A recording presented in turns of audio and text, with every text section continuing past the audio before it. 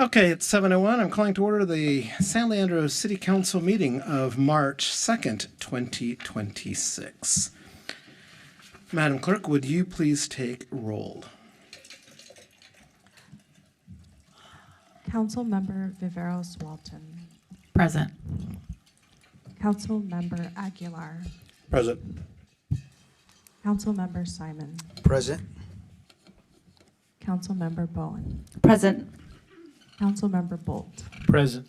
And Mayor Gonzalez. Present. Would you please join me in the Pledge of Allegiance?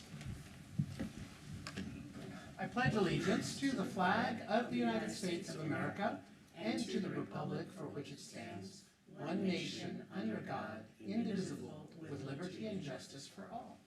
Madam Clerk, your announcement, please. If you would like to make a public comment during the meeting, you can do so in person or via Zoom.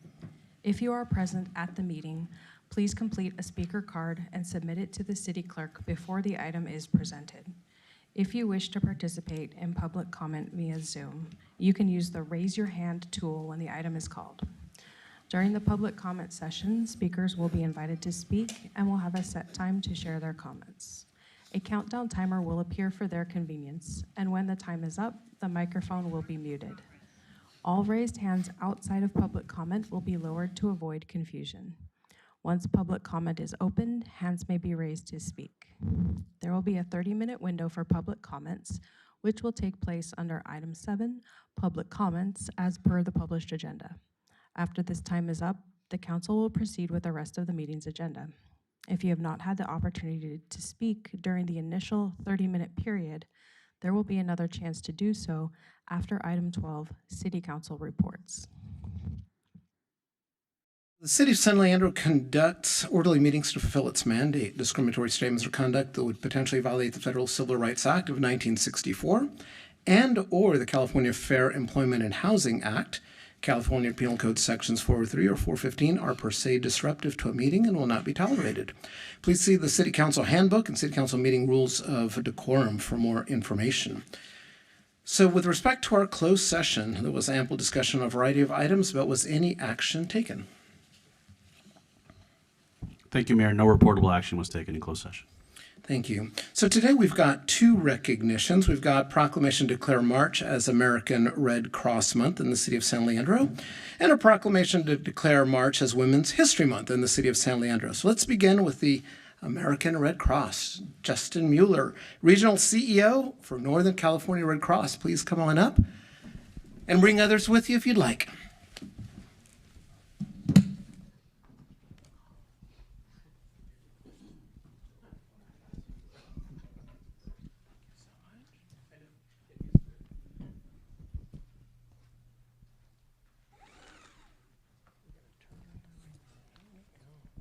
Why don't you stand right here so that you're front and center? And you can be in the middle.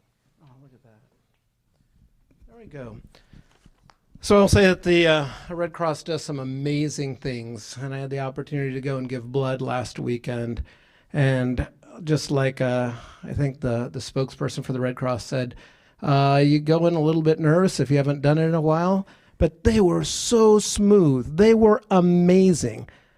And I came out with a big smile and thumbs up and said, this is something that should be done regularly. So that's my encouragement to everyone. Please be sure to get out there and donate blood because the demand is insatiable right now. We really need lots of help. But I don't want to steal your thunder because I'm sure you're going to say lots of good stuff. Justin is the regional CEO, right, for the Red Cross here in Northern California. And I'll let you say more about yourself when I give you the mic. Here we go. So whereas March is American Red Cross Month, and when we recognize the compassion of the people of San Leandro, and we reaffirm our commitment to care for one another in times of crisis, and whereas the American Red Cross was founded in May 1881 by Clara Barton, and this year marks the 145th anniversary of the Red Cross. And whereas the American Red Cross is a volunteer agency chartered and authorized by Congress to provide compassionate assistance afflicted by personal, local, or national disasters, And whereas San Leandro and other communities depend on the American Red Cross, because it is not a government agency, the American Red Cross depends on you, on support from the public to commit to continue its humanitarian work. And whereas for over 100 years, the United States presidents have called on the American people, that's us, to support the Red Cross and its humanitarian mission. And whereas people have counted on the American Red Cross for the information and skills they need to be safe at home, at work, at school, at play, training people in life-saving skills, in CPR, first aid, fire prevention, water safety. And whereas the American Red Cross reports that it has over 1,600 volunteers in Alameda County alone, who can assist and respond to hundreds of disasters annually. And it has held over 1,100 blood drives and received nearly 30,000 blood donations. And yet that's not enough. We really need you, from donors throughout Alameda County. And whereas the American Red Cross reports that within Alameda County, it has trained over 12,000 citizens in first aid, CPR, AED, trained over 3,000 people in aquatics and water safety, and provided safety and prevention training and supplies to many, many more. Now, therefore, I, Juan Gonzalez, the third mayor of the city of San Leandro, do hereby proclaim March 2026 as American Red Cross Month in the city of San Leandro, and encourage residents of San Leandro to support the mission of the Red Cross.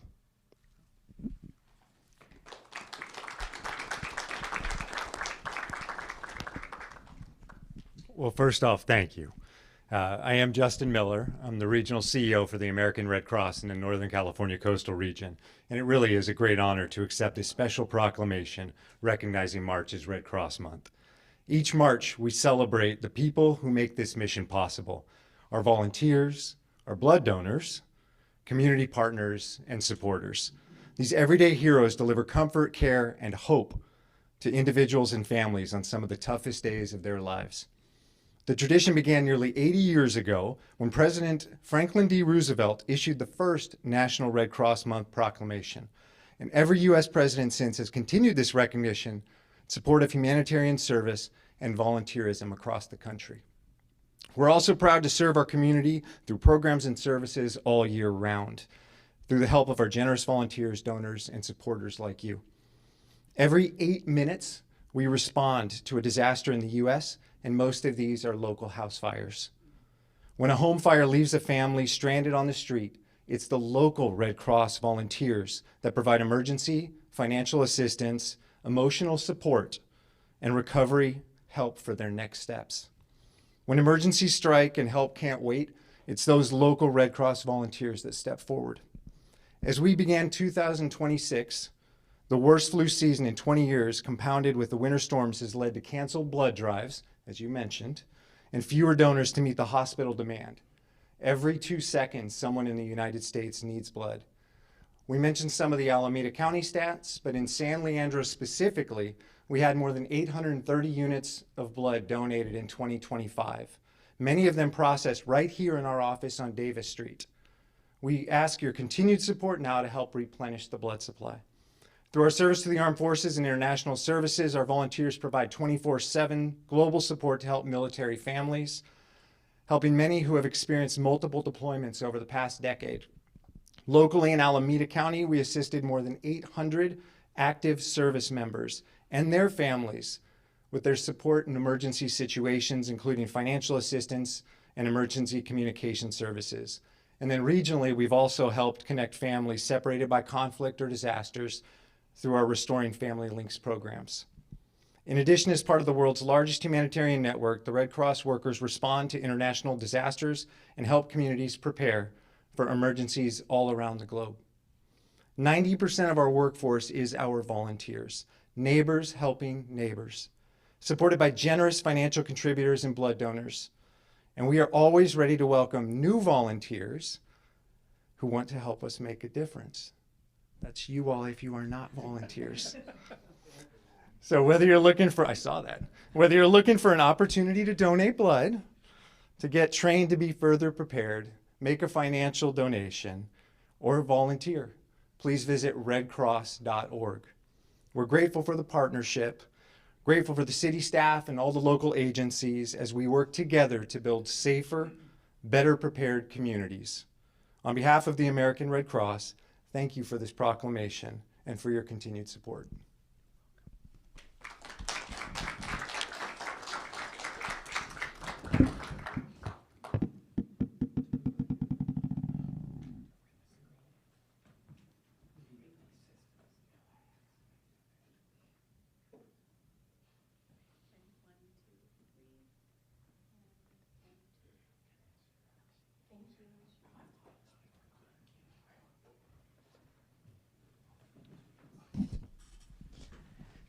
So at this point in time, we'll move on to our Women's History Month proclamation.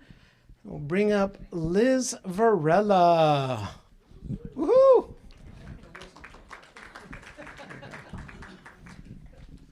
Many of us know Liz for her role with Building Futures, but here we want to think a little bit more broadly. We know that Liz has been honored with a G.G. Greenhouse Community Hero Award by Alameda County Healthcare for the homeless. The award recognizes Liz for her exceptional dedication to the unhoused community, her ability to build partnerships, because it's not a solo job. It's working together with people to raise awareness and inspire our entire community to fight for the equity, and her fight for equity makes her truly deserving to be the recipient today of this proclamation. So what does the proclamation say? Whereas Congress declared March as Women's History Month in 1987, and International Women's Day has been observed since the early 1900s, and whereas women of every race, class, ethnic background have made meaningful contributions to the growth and strength of our San Leandro community and to the United States in so many countless ways. And whereas women have been leaders securing their own rights of suffrage and equal opportunity, as well as in the abolitionist movement, the emancipation movement, the industrial labor movement, the civil rights movement, the peace movement, each of which created a more fair, just, and equitable society for all. Even here in 2026, some women still struggle injustices in the workplace, in our community, and at home. And still others struggle to earn equal pay, to have their voices recognized as equal, and to live lives free of abuse and sexual harassment. And whereas the City of San Leandro is committed to supporting policies and programs that uplift and improve the lives of all women in our community, now, therefore, I, Juan Gonzalez III, Mayor of the City of San Leandro, do hereby proclaim March 2026 as Women's History Month in the City of San Leandro, and encourage all community members to observe this important month with appropriate programs, ceremonies, and activities. And I'll even put in a plug for the City of San Leandro. We will have a number of programs, and please attend those to celebrate with us. Thank you, Mayor. I just was reflecting that it was almost 40 years ago that Building Futures was founded here in San Leandro. And it was really founded to empower, encourage, support, and inspire women to have a more resilient and sustainable future. And I really want to thank the City of San Leandro for all those years of support. And I've been working at Building Futures for 33 of those 40 years. Yeah. I think this is such an important time as we reflect on the history and where we are with support of both what women have accomplished, women and girls have accomplished, but what we still need to accomplish. So important nowadays to think about that with everything that's happening in the world. So thank you.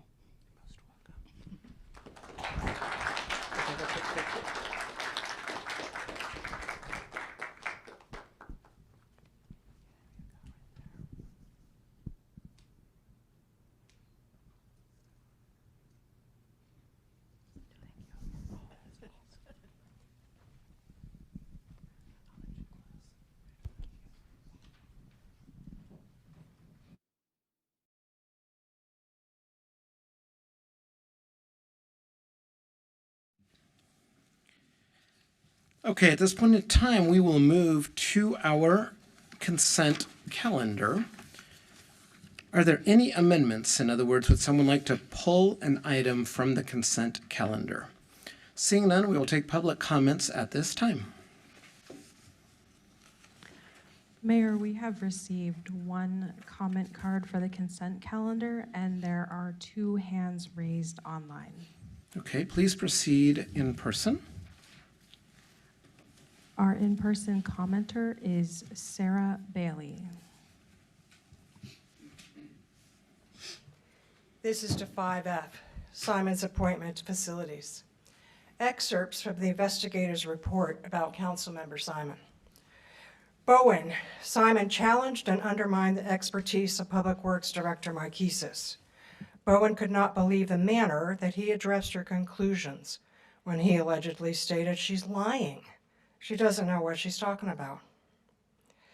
Marquesis, Simon asks questions that can be demeaning. Simon makes it harder for her to do her job. Ballou, Simon interrogated staff. When Simon interrogated staff, he was not respectful towards women like Marquesis. Cutter, Simon would undermine Marquesis. Well, that's your opinion, but let's get an expert's opinion or another opinion. Cutter noted that when Simon disagreed with men, he did not question their expertise. Robustelli, when Simon sprung gotcha questions at staff during meetings on items not on the agenda, it made staff appear as if they were unprepared. Robustelli noted that he mostly hammered the engineering staff. Mayor, I am witness number 6. Councilmember Simon only recently learned that the Public Works Director's name is Marquesis, referring to her frequently as Marquez. Many times I have seen Simon bully, badger, belittle, and demean her and her engineering staff. You are knowingly throwing them into the path of a menace. I related all this in an email to you. Here you are hearing it again, and you will continue to hear it at the start of every Facilities Committee meeting until Councilmember Simon stops coming to them. Thank you. Mr. Abbott, did you want to speak on the consent calendar? Okay, thank you. The next speaker in the room is Lawrence Abbott. Thank you. Hi, my name is Lawrence, and my career has been split just about half and half between labor and science as a wildlife biologist and arborist, a tree person and plant person. And I love science because it's based on facts and empirical data, and it's real easy to know what we don't know, know what we know, and what we don't know, set up experimental designs to figure it out. And once we have consensus, it's a really, really cool thing, and it's always being challenged, but it either becomes more and more black and white or opens up new doors of discovery. So what really is upsetting to me are things that aren't black and white and things that have to do with he said, she said. So I'm referring to Mr. Simon in particular. And because I've read the reports, I get a lot of that, a lot of what we just heard now, people's perception based on fairness, some people thinking somebody's fair, others not fair. But I just wanted to say that I know Fred really well, and I think his character is exemplary, and I think he does his best to be fair, and I hope everybody does, and I hope this thing comes out where justice prevails. Thank you. Thank you. So just for the record, I will assume that that was on item 5F. I'm sorry. Okay, I was thinking more of the consent, but okay. That is our consent calendar, and that's Councilmember Simon's appointment to Facilities and Transit. Thank you. Mayor, that concludes our comment cards in the room. So we will close in-person comment and move to online comment. Thank you. Our first online speaker is Douglas Spalding. Thank you. Good evening, Council. I'm going to start with item 5D. which executes Amendment Number 2 of the CSA to Active Ways Engineering. This is an additional $101,000, bringing it to the total contract to $200,000, quote, for various engineering assignments. I could not find any details anywhere about what this specific work is, and I'm one that believes that details improve transparency. So my question simply is, what are all the ways this contractor has been and will be active in the future? On item 5C, which is a construction contract to Apena Engineering, seems really great, $269,000 to install small trash capture devices. This is out of a larger $1 million US EPA grant. So a little side question is, what is the other $700,000 going to be applied for? But in terms of the scope of this work, I noticed it's 93 screens and 38 basket filters. I don't know where all they're going to be located. I would be interested to know, like, well, what is the particle size? Like, what is the limit? How big does something have to be be trapped? Centimeters, millimeters? That's about $250,000 of the work. And the other $18,500 is for mobilization and cleaning, which is just a lump sum. And if we're going to install these things, I'd like to know what is the plan for ongoing maintenance? Does that lump sum cover 1 year, 5 years, 10 years? Is it a forever lump sum? Again, I would like more details. Thank you very much.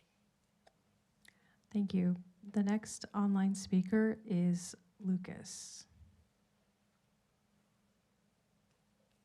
Good evening. Can you hear me? Yes. Thank you. Thank you for taking my comment, Mayor and Council. I want to comment on item 5D, which is the active ways expenditure. As the Council might remember, I'm very much in favor of biking infrastructure and biking programs in the city. I'm very happy that we've engaged an engineering consulting firm that seems to have historical expertise and knowledge in this space. However, the consulting services agreement with Active Ways, I'm looking at Exhibit A on page 16 of the attachment. It talks about the staff shall work no less than 24 hours per week, a hybrid schedule consisting of hours between being in the city hall and working remotely. Exhibit B, project manager, billed at $240 an hour. Project engineer, billed at $205 an hour. Minimum wage federal $7.25 still, as it has been ever since I started calling to the City Council of California. $16. I don't know. Hopefully, we're being responsible with the city's money. I do want to point out that in the most recent annual comprehensive financial report, for some reason, community development expenditures jumped by 32%, from 19 million to 25 million a year. Recreation and culture jumped 26%, from 16 million to 21 million. Are we really spending 32% more on community development and 26% more on recreation and culture and getting our money's worth? By my count, there's an additional 10 million that went into these programs, and I haven't seen any new biking infrastructure, any meaningful community type projects that were completed. Please, please, please, as always, as I say, when these types of expenditures come up, spend the people's money wisely. Thank you. Thank you. The next speaker is Karen Silva.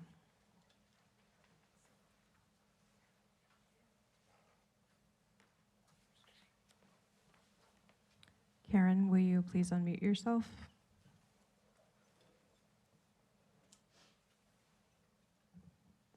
Karen Silva, if you're on the Zoom call, this is your opportunity to speak on the consent calendar.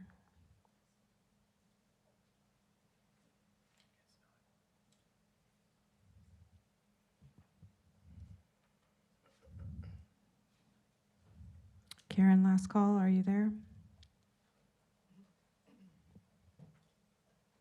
Mayor, that concludes our raised hands online. Okay, so we'll close public comment and come back to our council members for discussion or motion. Councilmember Aguilar. Thank you, Mayor. I'd like to move the consent calendar. Okay, so I've got a motion from Aguilar, Councilmember Aguilar. I'll second it. Any discussion? Please vote.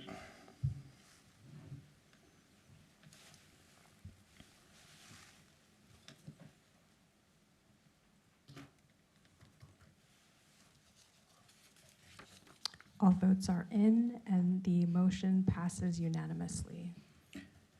At this point in time, I move to item number 6. I don't believe that we've got anything from the city manager today. Is that correct? So we will move on to item number 7. This is the opportunity for the public to comment on items that are not on our agenda, but are within the subject matter jurisdiction of this council. So do we have public comment on items that are not on our agenda? City Clerk. Yes, Mayor, we've received 6 comment cards, and there are currently 4 hands raised online. Okay, please proceed in person. The first 3 in-person speakers are Nancy Rafaloff, Chris Urban Reslive Longoria, and David Anderson.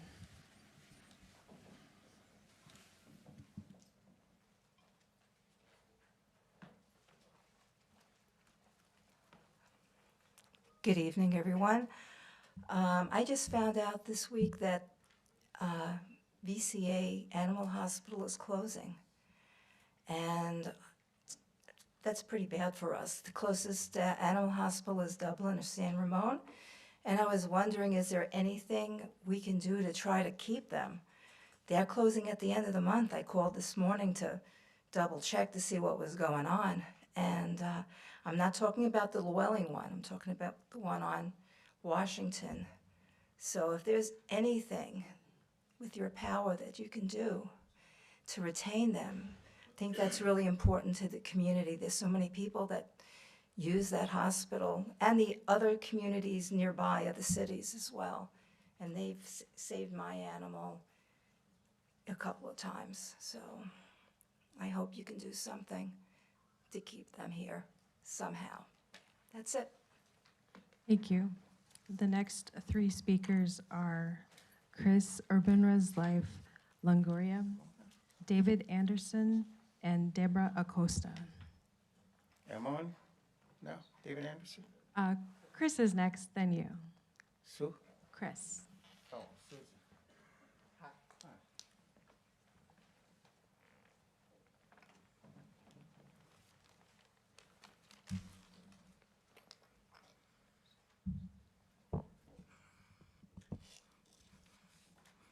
Good evening, relatives. Good evening, relatives. First, I'd like to acknowledge the Ohlone people whose territory we occupy in San Leandro, known as Halkin. I stand in solidarity and support Mr. Bernard Ashcraft and request a formal apology for redlining in San Leandro. Housing discrimination is alive and well on stolen land. I offer this medicine of tobacco and sage this evening to Mother Earth as an offering to guide you, to guide us as a community in a good way, that we work towards an end result, which would be a formal apology in redlining. I will offer this medicine after the meeting's over, outside in our beautiful grass area that our facilities takes care of. Thank you very much. Thank you. The next 3 speakers are David Anderson, Deborah Acosta, and Lawrence Abbott.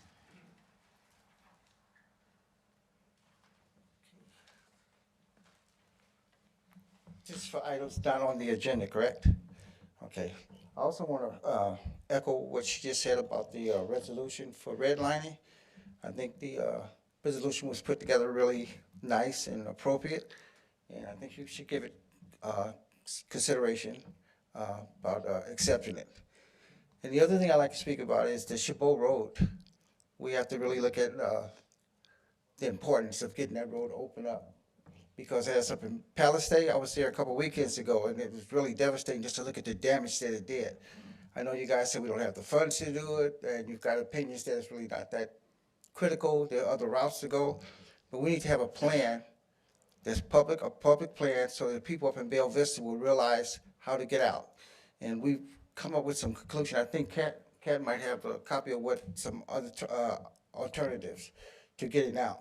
But I think we really need to get serious about that, because look at all the other things that are going on in the city, you know, with all the suits, people not getting along so we can move forward. We need to put a lot of that stuff to the side and try to work together. And I think all of us can do it, because I've talked to you guys individually, and I think in your hearts you really do want to work together and move San Leandro forward. And I hope that we can do that. I'm counting on you, Mayor. Thank you. Thank you. The next three speakers are Deborah Acosta, Lawrence Abbott, and Leo T. West. Good evening. Mayor, thank you for bringing forward this proclamation recognizing Women's History Month. When San Leandro illuminated Truth is Beauty, we made a public commitment that women belong fully in civic life, that their leadership strengthens institutions, and that their participation in public space is not conditional. Women's History Month honors suffrage, equal protection, workplace equity, and freedom from harassment and retaliation. Those are not abstract ideals. They are civic standards, and standards require enforcement. Proclaiming this month means affirming that retaliation, intimidation, and gender bias have no place in public service. It means affirming that professionalism and respect are obligations, not preferences. It also means affirming something equally important. When due process is followed, when investigations are conducted, findings are adopted, and decisions are made, those outcomes must be respected. Without enforcement, proclamations are symbolic. Without finality, process loses meaning. If this proclamation is to carry weight, the standard it honors must be visible here in how this council governs, how it upholds its code of ethics, and how it moves forward once a matter has been resolved. History remembers not what we declare, but what we uphold.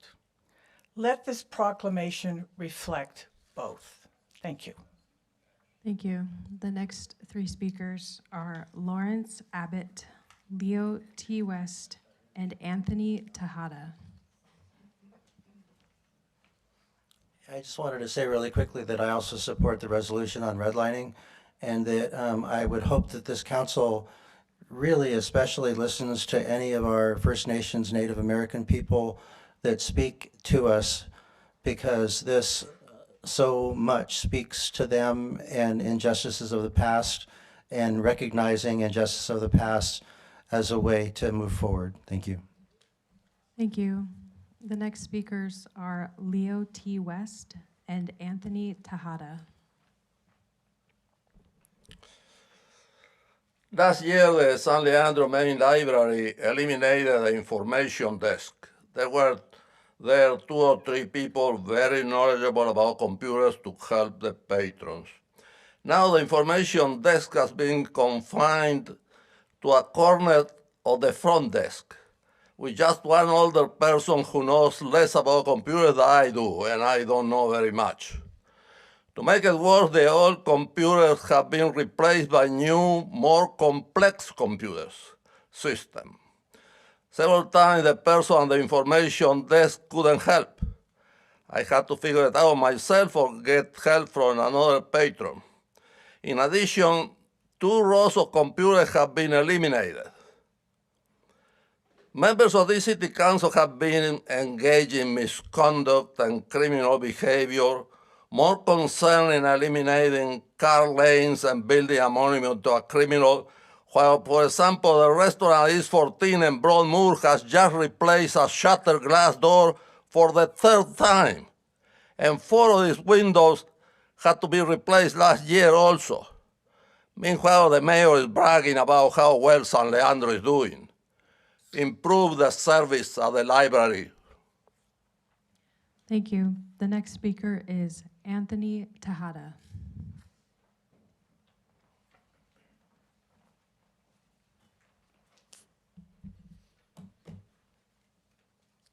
Good evening, everyone. Anthony Tejada, Chair with the Planning Commission, Board of Zoning Adjustments. Wanted to just say that I was encouraged by the council meeting a couple of weeks back where council decided to move forward with filling in the District 2 vacancy and doing so within the required time frame. I thought that was a great decision, and I thought it was even more powerful that Councilmember Viveros Walton wanted to bring in lessons learned from the most recent experience that you went through as part of that process. I think there's a lot that could be leveraged from that as it relates to just our overall internal processes and procedures.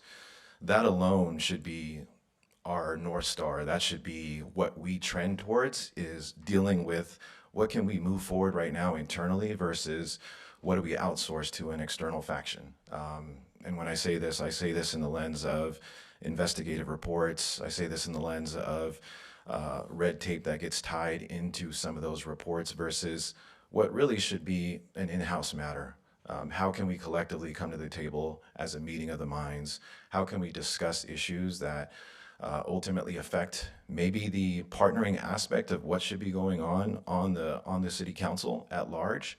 And if there are training sessions, if there are initiatives that need to be brought in, that would be an ideal time to do so versus looking at an external spend, and that external spend ultimately up against the city's budget, the city's deficit, and ending up with a report at the end of the day that puts us in a position where we're no better than where we were initially starting this off. So I would just say, if we can, as a council, come to terms with avoiding any sort of finger pointing, any sort of blaming, and let's have a meeting of the minds, and let's get down to rolling up our sleeves and get to solving problems that need solutions. Thank you. Mayor, that concludes our in-person comments. So we will close in-person public comment and open up online public comment, please. Thank you. For online public comment, Lucas, you may unmute yourself. Thank you. Can you hear me? Yes. My comment. I'm commenting under item 8 because I don't recall if we get to make comments under action item 10 or item 10 for the action items on So Lucas, before you continue, I just want to be clear. So there will be discussion public comment on the action items. So if you'd like to speak on the action items, I ask that you wait. Okay, This would be for that. Okay. The next online speaker is Melissa Wong. Good evening. The city has a $10 million budget deficit. This is double what the prior budget proposal from last June had projected. There was no budget discussion during this whole period, but in a matter of 3 weeks, yes, I counted, the city will go through the Finance Committee last week, the Planning Committee with the council this week, and then immediately the budget engagement meetings with the public. It sounds like feast or famine for a very serious topic. I've advocated in the past for a budget task force so we could truly have public engagement. Sensing resistance or reluctance, I'm not sure how to really say it. I am proposing a model that I hope will be more to your liking. Please, please consider 2 public members appointed to join the 3-member council in the Finance Committee. You're guaranteed public representation while still having council as the majority. There won't be any council meetings because you will get a quorum. Staff may even save time running upcoming meetings, which we like to call public engagement meetings. A handful of residents where staff will outnumber residents 2 to 1. It has never worked in the past 4 years I've attended as we went from a balanced budget to a growing $15 million deficit. The public needs transparency, and I'm proposing an actual model for public engagement. I really hope you would seriously consider. Thank you. Thank you. The next speaker is Alvaro Ramos. Hi, can you hear me? Yes. All right. So I was reading an article in the Daily Californian about that the Alameda County Sheriff's Office is ending its participation in a federal program that pays local jails and prisons for sharing personal information about undocumented incarcerated immigrants with the government. It's called the State Criminal Alien Assistance Program, or SCAP, which reimburses local jails and prisons for the costs of detaining undocumented immigrants with at least one felony or two misdemeanor convictions for violations of state or local law. And so the kind of information that the sheriff's office was, I don't know, giving to the federal government was like full names, unique inmate numbers, date of birth, place of birth, incarceration date, release date, and FBI number. And Alameda County received $1.2 million from the SCAP program in fiscal year 2024. Which is the second most amount given to a California county. And then the fifth most nationwide. California received more funds from SCAP than any other state in 2024, a total of $59.4 million. And so I'm glad to hear that Alameda County is cutting ties. I can only imagine how that may have involved the city. I don't know. But also, insofar as I'm aware, Immigration and Customs Enforcement is still camped out on Coast Guard Island. I'm unaware of updates on that. And we also need to keep an eye on the Federal Correctional Institution in Dublin, because the federal government has taken an interest in converting the federal prison into a detention center. And their detention centers violate human rights and potentially may even have child abuse. So I'm supportive, and I'm support of the partial government shutdown for at least some accountability on ICE for now. Thank you. The next speaker is Douglas Spalding. You may unmute yourself. Thank you very much. Thank you, Melissa Wong. That was a very interesting idea. I nominate you to join the Finance Committee along with Lucas. I think we're better when we have maximum citizen participation, and while our budget problems have always been difficult, it seems like we're a little farther away from a solution than we were when we had the budget task force. Also, shout out to David Anderson. I appreciate your concern about the fire, but I want to give a tip of the hat to Kat Wellman and the residents of Bayo Vista who have secured an app and contracted, and you can go and find out your best evacuation route and do it in real time if there ever is a fire up here. Thank you, Bernard Ashcraft. I think it is time for the city of San Leandro to approve a resolution acknowledging the crime of redlining. And we started to address it with the library presentation, but it's something that we really need to continue dealing with. In terms of housing protections, I would like to know the status of the rent registry. I know it's going to take a while to get that going. I'd like for the city to clarify again what the timeline is between the start of the base year on July 1st, 2025 to the implementation of the RSO on January 1st, 2027. The city needs to publicize and educate tenants and landlords about all those things.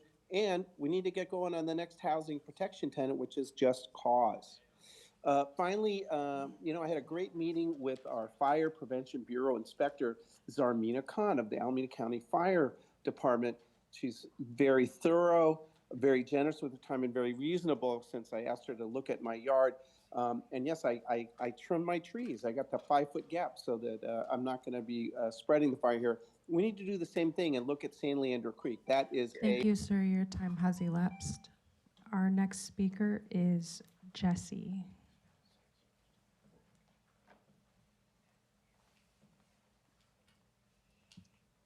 Hi, good evening. My name is Jessie Rubin, and I am a member of the League of San Leandro Voters. It is appalling that neither Councilmember Simon nor Councilmember Aguilar has publicly acknowledged the gravity of the crimes that former Councilmember Azevedo pled guilty to committing. Just because a person has done good in his life does not justify looking the other way when that same person causes real harm. Failing to recognize that Acevedo's corrupt acts were unacceptable is in itself unacceptable. It also highlights that Aguilar and Simon care more about making their political ally look good than doing what they can to restore public trust and confidence in City Council. Thank you. The next speaker is Betty Muniz.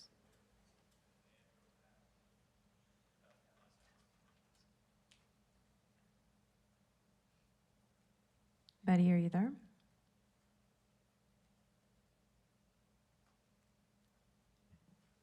If you're there, please go ahead and unmute yourself. It's your opportunity to speak.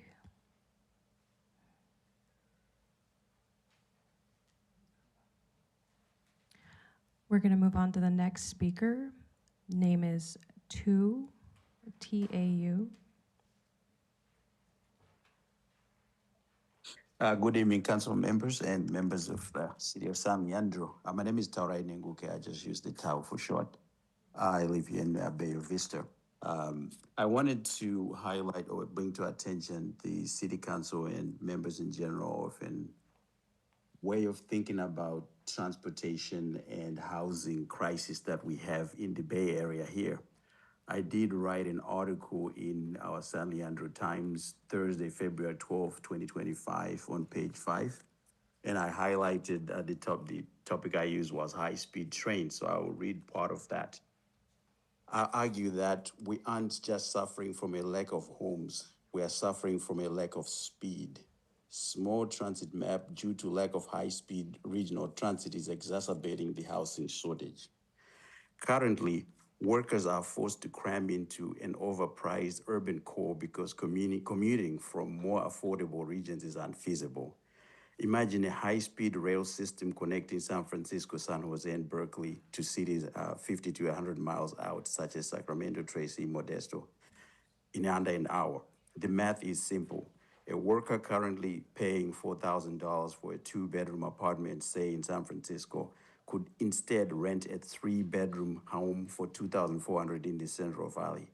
Even with a $40 daily round-trip ticket, which amounts to $800 a month, and even if they have their breakfast on the train, spending about $400 a month, they will still have $400 left over from what they were spending from San Francisco.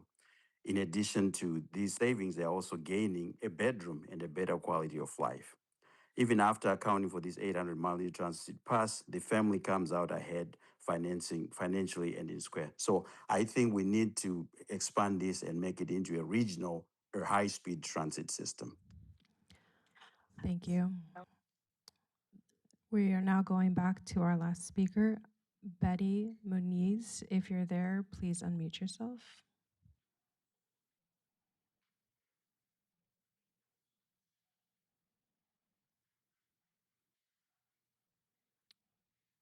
Right. Betty has lowered her hand, so that concludes our online comments, Mayor. Thank you. So with that, we will close public comment on non-agenda items. Today, we do not have a public hearing, but we do have item number 9 on our agenda, which is a presentation. So with respect to the Downtown San Leandro Community Benefit District, our annual update, and we've got Economic Development Manager Katie Bowman to introduce the item, and then I believe we'll have Morgan MacRose do the presentation.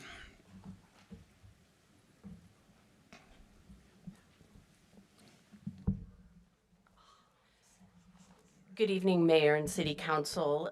Katie Bowman, Economic Development Manager, and we're here this evening for what is our annual update on the Downtown Community Benefit District, or SLEA. SLEA, you'll learn more about it or hear more about it, but among other things, they work to support safety, beautification, and a good business climate in our downtown. And tonight we'll hear from Morgan MacRose, the director of SLEA, and hearing about what activities over 2025, upcoming programs and activities as well. And with that, I'll hand it over to Morgan. Thank you, Katie. Mayor, council members, staff, this is something I look forward to every year. I don't know if there's anyone who looks forward to presenting to you as much as I do. And especially this year, after we had a banner year for 2025. I've been with the district now for 6 years, and last year exceeded all of our expectations, and we have some new developments for 2026 that are going to knock your socks off.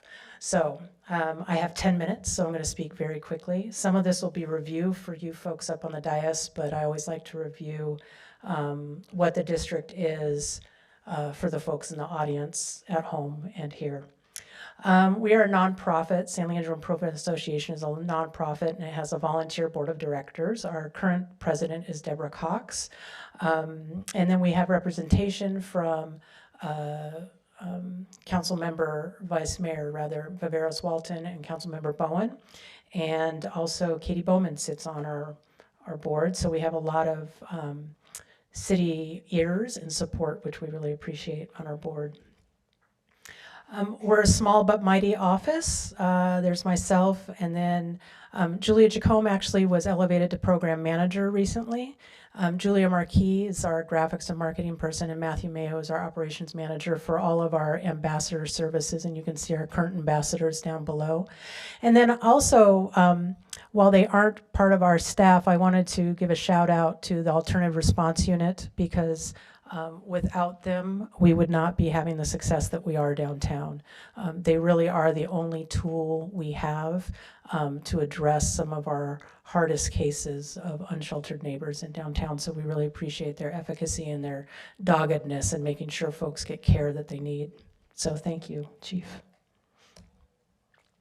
The benefit district was approved by voters of parcels within the district, and so it's a little odd shaped because it's only commercial properties and apartment buildings.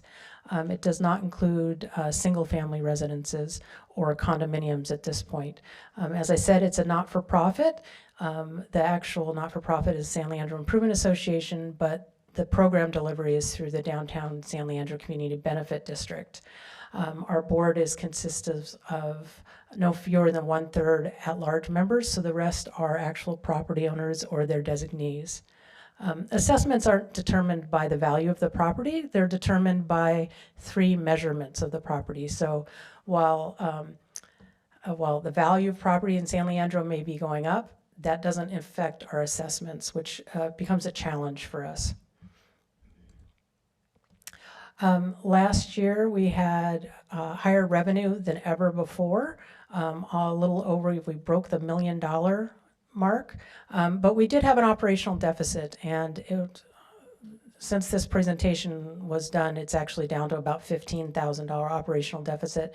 But that's because one of our key programs, the Safety Ambassador Program, was flat funded this year, and a flat funding really is a cut. Right?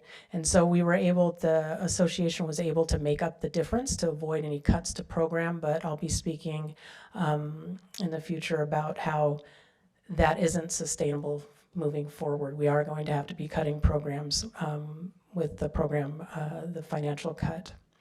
Our program's divided into three sections: sidewalk beautification, order, district identity, and street improvements, and then the administration.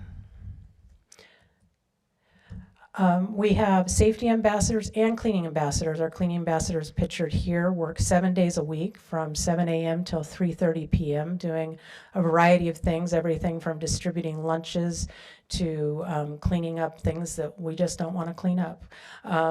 Pressure washing, removing graffiti and stickers, and this is our annual total for what they do. And people say, well, gosh, 67,000 infrastructures clean, what is that? Well, that's like garbage cans, let's see, the little things you push to get across the street. You'll see that they also do de-escalation. And in events that they aren't able to de-escalate a situation, they do have to call EMS. You'll notice this year our EMS rate of 29 for cleaning ambassadors, and we'll get onto the safety ambassadors. That increase doesn't indicate a lack of efficacy. In previous years, it's been as few as 15.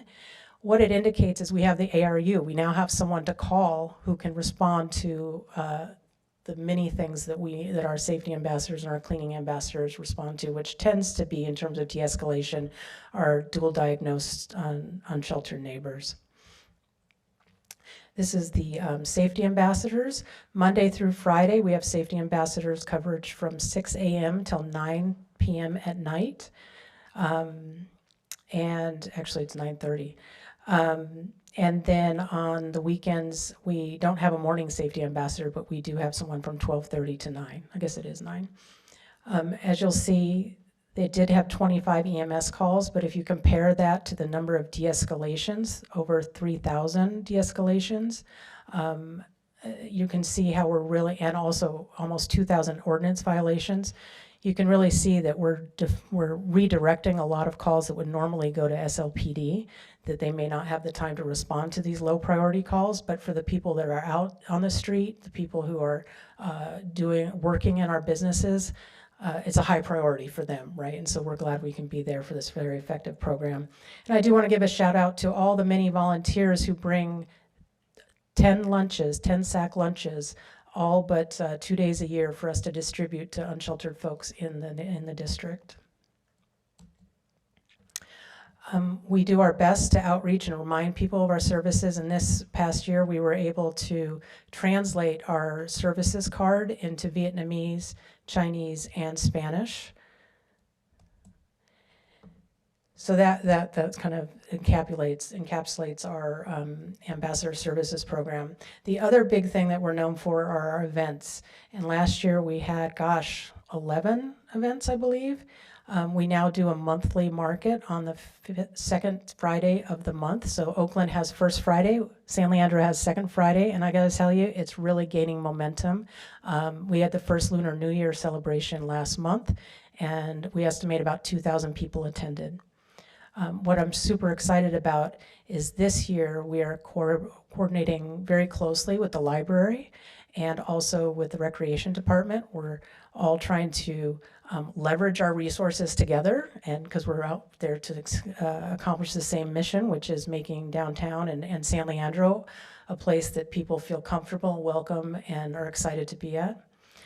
One of the events that we have coming up, so these were some of ours last month, our events coming up this year is that I'm super excited about. Next Friday is the Women's Herstory Festival, where we're going to have 8 volunteers representing what can only be described as badass women from history. So Jane Goodall, Junko Tabay, who was the first woman to summit Everest, Kalpana Chawla, the first South Asian woman into outer space, and even Tammy Duckworth. So we will have Susan B. Anthony, but we're going to have a lot of other very, very cool people. And then it's going to be followed by a diva dance party. So I want to encourage moms, grandmas, daughters, aunties, and the men who love them to come out and join us next Friday night. And as I said, we're doing this in close cooperation with the library, and the librarians there have been fantastic in helping research these characters, and will be on hand to support that program. We're also doing a lot of public art thanks to grants from the Culture, Library, and Arts, Culture, and Library Commission. Last year we were awarded a grant to do a mural of the Fieldworks garbage enclosure, and it is finished now. I went by today, it is finished. It just needs its anti-graffiti coating. But what's interesting is that this is a fine art, right? A visual art that we got awarded a grant for. But if you'll see on the left, it really is participatory, because sure enough, inevitably, as our artist was out there working, she would find small children behind her who were wondering what she was doing, and she enlisted them in her support for her work. And so what are we hoping for this year? Well, we have this lovely Brutalist fountain in between Tequila Grill and Kakuna Sushi. And so we are hoping that we can get a small grant to paint that as well, a mural on that beautiful, beautiful fountain.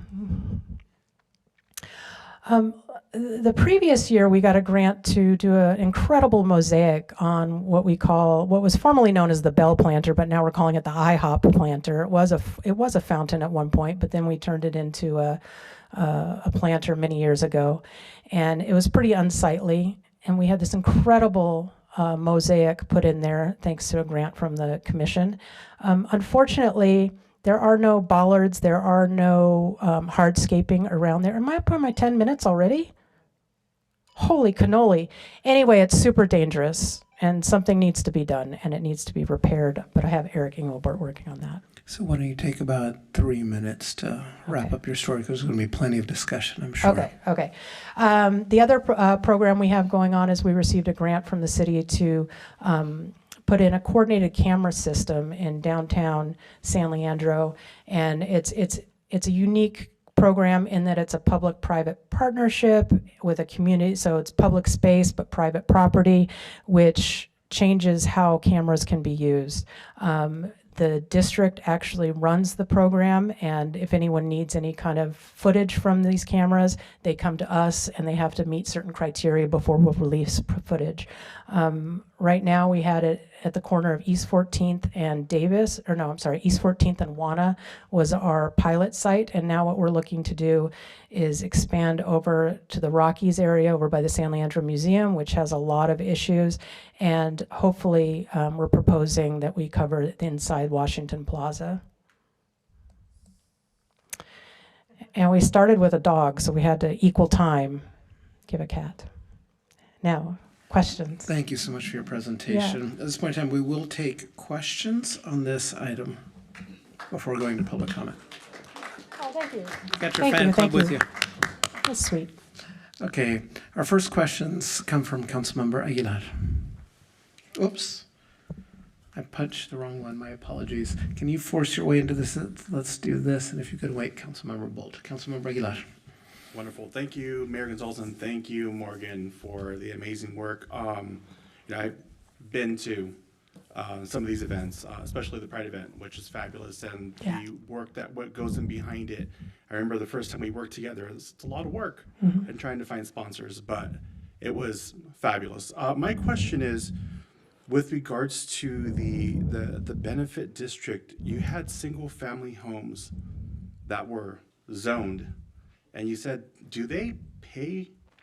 No, so single family, that's why it's that weird C shape, because what's inside what's not colored yellow are single family homes. So they don't receive services and they don't pay for services. Gotcha. Okay, I just wanted to be clear on that. Yeah. And I think you had walked me through the Tequila Breezeway, and in hopes of getting that turned in the water fountain working. Is it? That's not feasible, apparently. It's just the way the water is set up with the restaurant nearby, according to Public Works. It's just not. So we turned it into a planter. And then the proposal we have for the mural is actually an aquarium. So we're going to try to stick with the fountain theme, but it's never going to function as a fountain again, unfortunately. Have you gotten an estimate as to how much it'll cost to bring that brutalist piece of artwork to life? Our proposal is for $3,500. Okay. Yeah. Those are my questions. Thank you. Okay. Thank you. So now we go to Councilmember Bolt. Thank you, Morgan.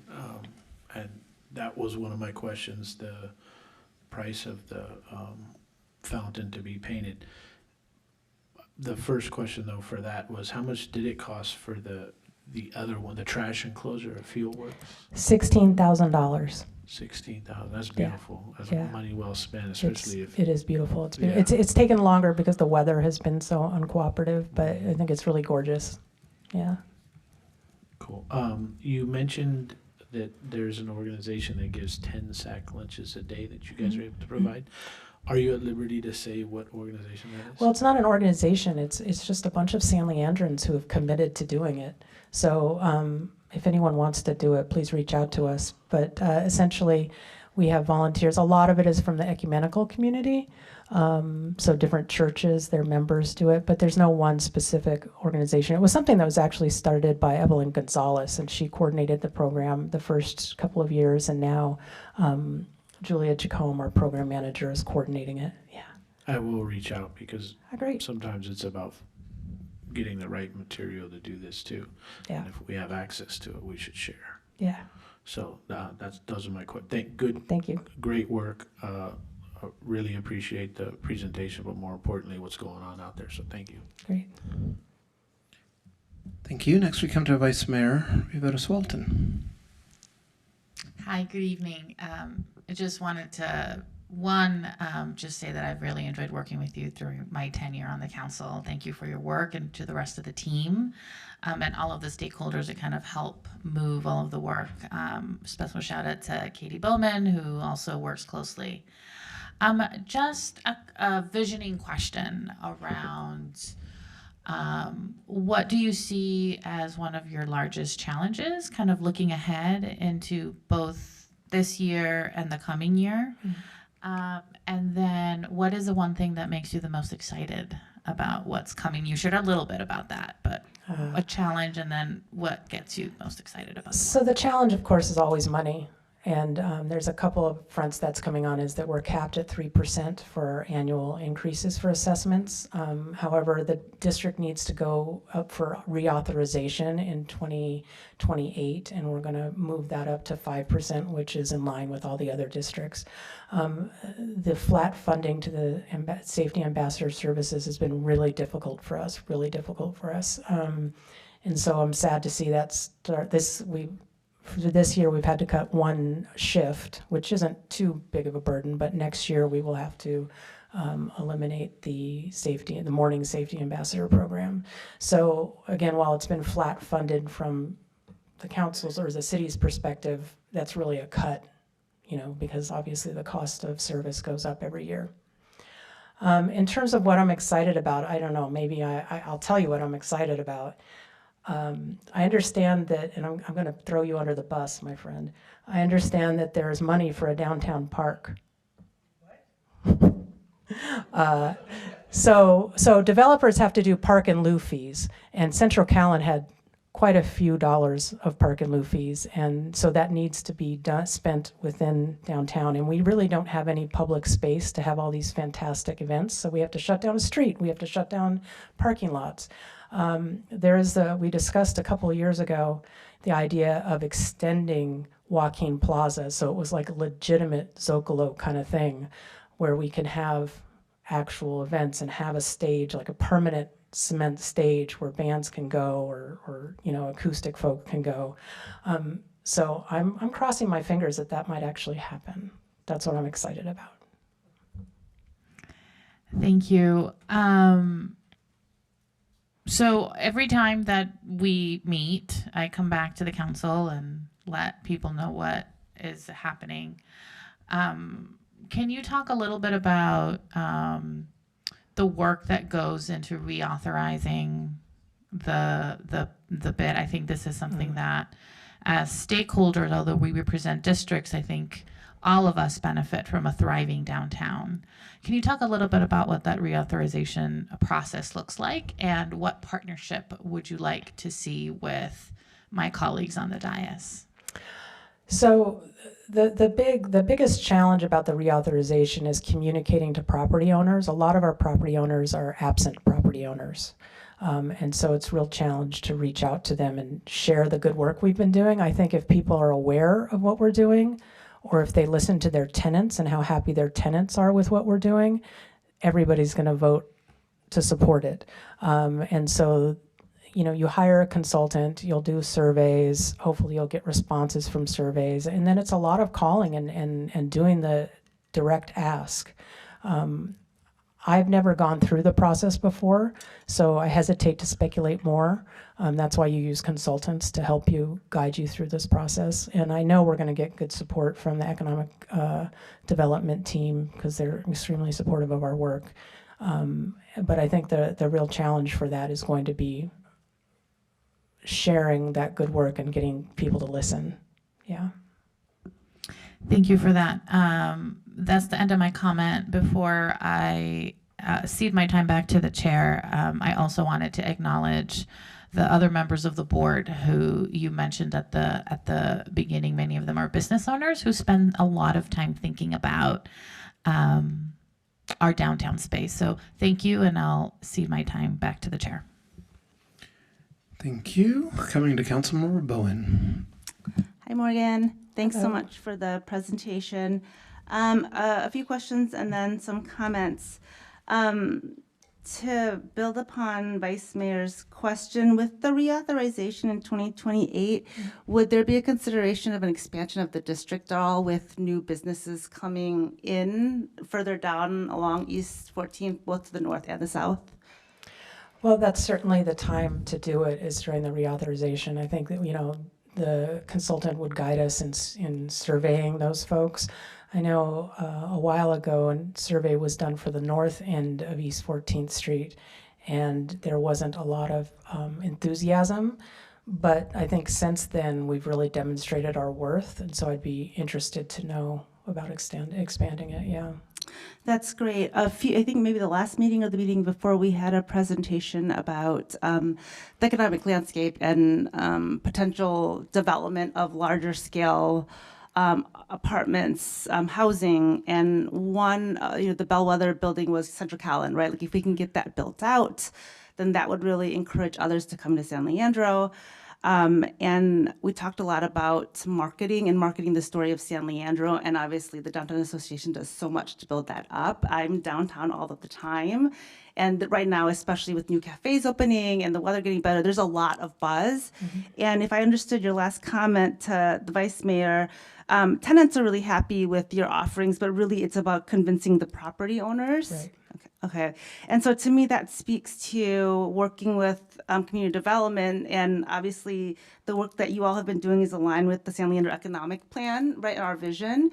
But a critical piece of that is going to be, how do we share that story of San Leandro as a whole and our downtown, because it is really special. And one of the words the consultant used last time was the scalability of San Leandro. So we're very urban suburban, but it feels very accessible, and you can walk around the downtown. And I think what you're doing with all of the events are fantastic to really creating like a robust community. And so just thinking through how we as the city, and obviously as Vice Mayor on the board too, like figure out a way to be able to build all of that up. So by the time 2028 comes around, it'll be a pretty easy sell. And then I really just want to acknowledge, too, the safety ambassadors. I know when I was downtown all the time because my child was going to daycare downtown, the safety ambassadors were fantastic. I see them walking around doing fantastic work. Translation service is huge. We have so many non-English speakers. I think at our Rules Committee, 43% of the San Leandro population, just those Chinese or Spanish, not even thinking about the other languages, so obviously critical. Love that you're coordinating and leveraging resources. That's huge because especially right now, and once the farmers market opens, everybody's just walking between all of those different resources that you're talking about. The one thing I would really love, the Women's Her Story Festival coming up, and then maybe a request for the May 8th API Fest is trying to get those fish sandwiches that everybody's been going for downtown or anywhere else. Just going to throw that out there. That way we can get more people to get more of those fish sandwiches. I don't know what you're talking about, but we will find out where the fish sandwiches come from. Just go on social media. Okay. Honestly, I don't do social media. Okay. We'll work with your team, Morgan. Yeah, Okay. I have a team, thank God. Okay. Younger people than me that know how to do it. Thank you. Thank you. At this point in time, we go to Councilmember Simon. Thank you. Excellent presentation and nice job all around. Thank you. Beautiful downtown, and it's continuing to grow and to get even more beautiful. A question on your ambassadors. I as well am impressed with the work that they do. I've seen them de-escalate situations with folks, and they are making us feel more comfortable, and I've seen the public really appreciate them. A question as far as increasing their coverage or increasing their how much ground they can cover. Have you considered them using bicycles at times to cover more ground? Yeah, we do have bicycles for them, and when it's less rainy, they will be out on bicycles. To be quite candid, we finally have some ambassadors who aren't too tall to ride the bicycles. That was the problem earlier, but we do have 2 bicycles, so they will be out on bicycle patrol. Excellent, thank you. That's my question. Well, thank you. At this point in time, there are no more questions, so we'll take public comment, and then there may be some additional comment for you. So you can go ahead and have a seat. Any public comment on this item? Mayor, we have not received any comment cards. There are 2 hands raised online. Okay, so we have opened and now closed in-person public comment, and we will go online to open public comment. Our first online speaker is Douglas Spalding. Thank you so much for your work. We're all benefiting from the benefit district, and I enjoy the events. I enjoy the art. I love the work of the ambassadors, and it's not just about beautifying. It's that there is a vibe downtown, and it's a big draw.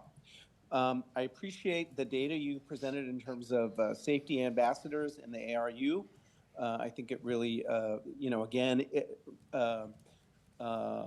underscores their importance and their efficacy. I'm one of those that a few years back put on the defund the police cap. That wasn't a call to actually, take all the money away from San Leandro police or other police, but to spend the money on things like safety ambassadors in the ARU and human and social services. So I'm wondering, have we studied how these services have hopefully alleviated the pressure on our police department to respond to social service calls that they're not really equipped to do? That would be very interesting to know. And finally, I have a concern about your safety camera program.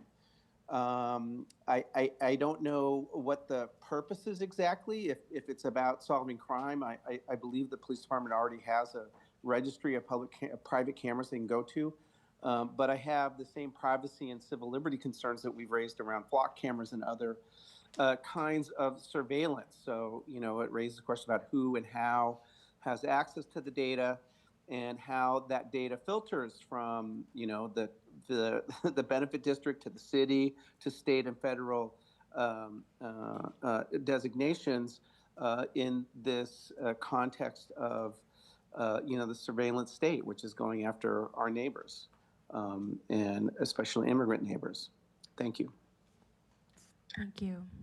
Our next online speaker is Tao.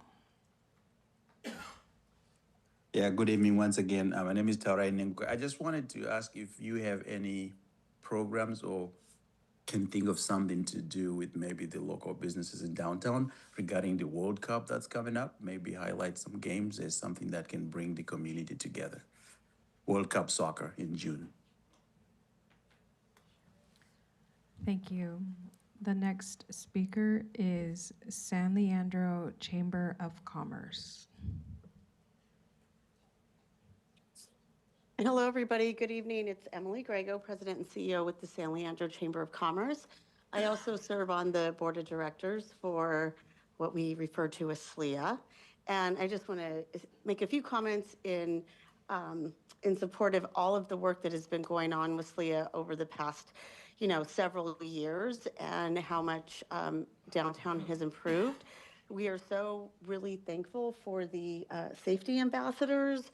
There are many times with our office being downtown that something has happened, and we know to call the safety ambassadors before we call PD. And it's just such a relief to know that we can actually do that and get somewhere with whatever we're calling about. So that's been really great. And then, of course, our cleaning ambassadors, there are just times when I come downtown and I just think, if we didn't have our cleaning ambassadors, what would downtown look like? I mean, it's like immaculate. It's just so clean, and all the new garbage cans. So there's been so much work over the years that has gone on for SLEA. So, it's been wonderful, and whatever we can do to continue this work and re-up the district in a couple of years, all support is needed and wanted. So however anybody can help support us on that would be great. So kudos to SLEA. I think everything's going swimmingly. We love all the events downtown, but mostly our cleaning and our safety ambassadors have made such a huge improvement. So thank you for all of that support. Thank you. Thank you. The last online speaker is Lucas. Hi, can you hear me? Yes. Thank you. Thank you for taking my comment again this evening. I wanted to echo the concerns raised earlier in the call about the expansion of the surveillance state and how these cameras whether they're owned by this nonprofit or whether they're owned by the city or owned by the police. It's unclear who eventually gets access to them, raise serious concerns about the city and the government surveilling the public. I remember when the flock cameras came around, and there were many times we debated proposals for expanding their deployment and the cost and all that stuff around the city and the entry points throughout the city. We asked the council to promulgate policies around how they would be used, and the police chief at the time came in and they talked about how long the data would be retained and who could use it and whether it would be shared with ICE at the time, and whether it would be used in any kind of like criminal investigations. Here, we're told that these cameras will be installed. I don't see information about exactly how many. That there's talks about storefronts except Safeway and CVS. I'll tell you this, from having seen some of the robberies where people just walk in with garbage bags and just load them up with all sorts of electronics or the personal cleaning stuff or household cleaning equipment at Safeway and CVS, and they just walk out. You need them at Safeway, you need them at CVS. So I don't know why all the storefronts except those are exempt. But even if you do decide to install these extra cameras, we need some policies around who gets access to this stuff, how long the data is retained. Will the data be shared with ICE? Are they going to scan the faces of the people in these public spaces and connect them to immigration databases and try to figure out who in our city has a warrant, who in our city is an illegal immigrant? Thank you. Your time has elapsed. Mayor, that concludes our online public comment. So with that, we close public comment online and then come back to Morgan for some questions that were raised. Can we start with the World Cup? Has there been any consideration at this point in time with respect to the World Cup? One of the things we do is really promote the programming that our merchants are already doing. So if Fieldworks and I'm trying to think of who has big TVs. Bag of Crabs has a huge TVs. No, we don't plan on doing it because we're doing Cherry Festival and Juneteenth. But if there are businesses out there, we're happy to promote what they do on our socials. Perfect. Do I have any other questions from council members or comments at this point in time?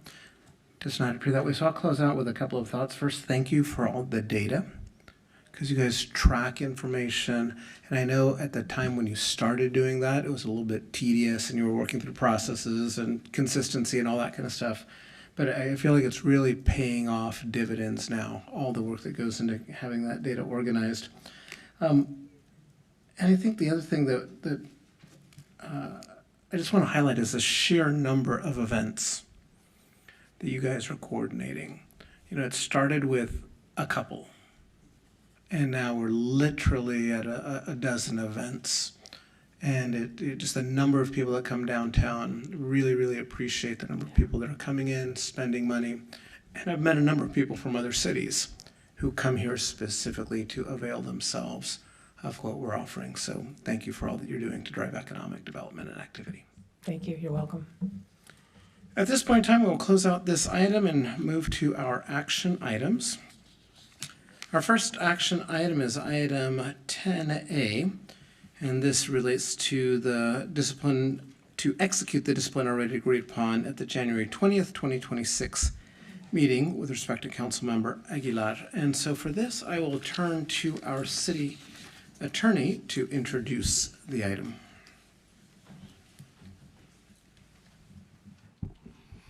Thank you, Mayor. Good evening, Council. Richard P. Oroda, City Attorney. The title is what we're talking about today. This is a follow-up to execute the discipline already agreed upon at the January 20th, 2026 City Council meeting under Councilmember Aguilar under Chapter 1.13 of the San Leandro Administrative Code. And this is pursuant to Councilmember Bowen's internal request for discipline that was submitted on October 24th, 2025. In summary, the council had decided, based on San Leandro Administrative Code Section 1.13.115, to adopt a resolution concerning Councilmember Aguilar containing a statement of disapproval and admonition of Councilmember Aguilar under San Leandro Administrative Code Section 1.13.120. At the last meeting, at the January 20th meeting, the council adopted the findings of the investigation report and also decided at that meeting to take discipline short of censure. And those two items are the statement of disapproval, letter of reprimand, and an admonition. Statement of disapproval and an admonition in a resolution, excuse me. And those are under items C and D of section 1.13.115. So that is what's before the council this evening, is the resolution, and the resolution is presented for the council's approval. I'll take any questions.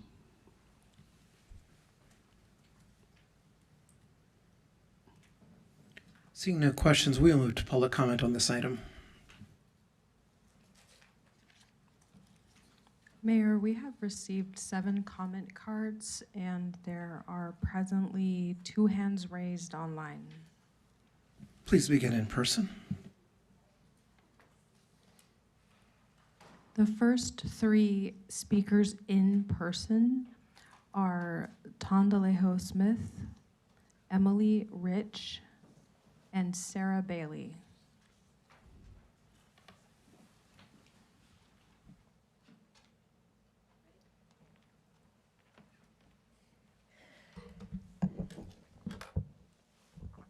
Good evening. My name is Tondaleo Smith, and I am a resident of San Leandro. Prior to the election in 2024, I was a person who closely followed politics and current events. However, after that event, I disengaged and stopped reading the paper, watching the news, and listening to civic podcasts. My peace of mind was at stake, and I didn't feel I could do anything about the chaos I saw in the world. I did, however, keep my finger on the pulse of what's happening in our little city of San Leandro. I am pleased to have walked closely to the leadership of our neighborhood as we try to get Lake Chabot Road opened.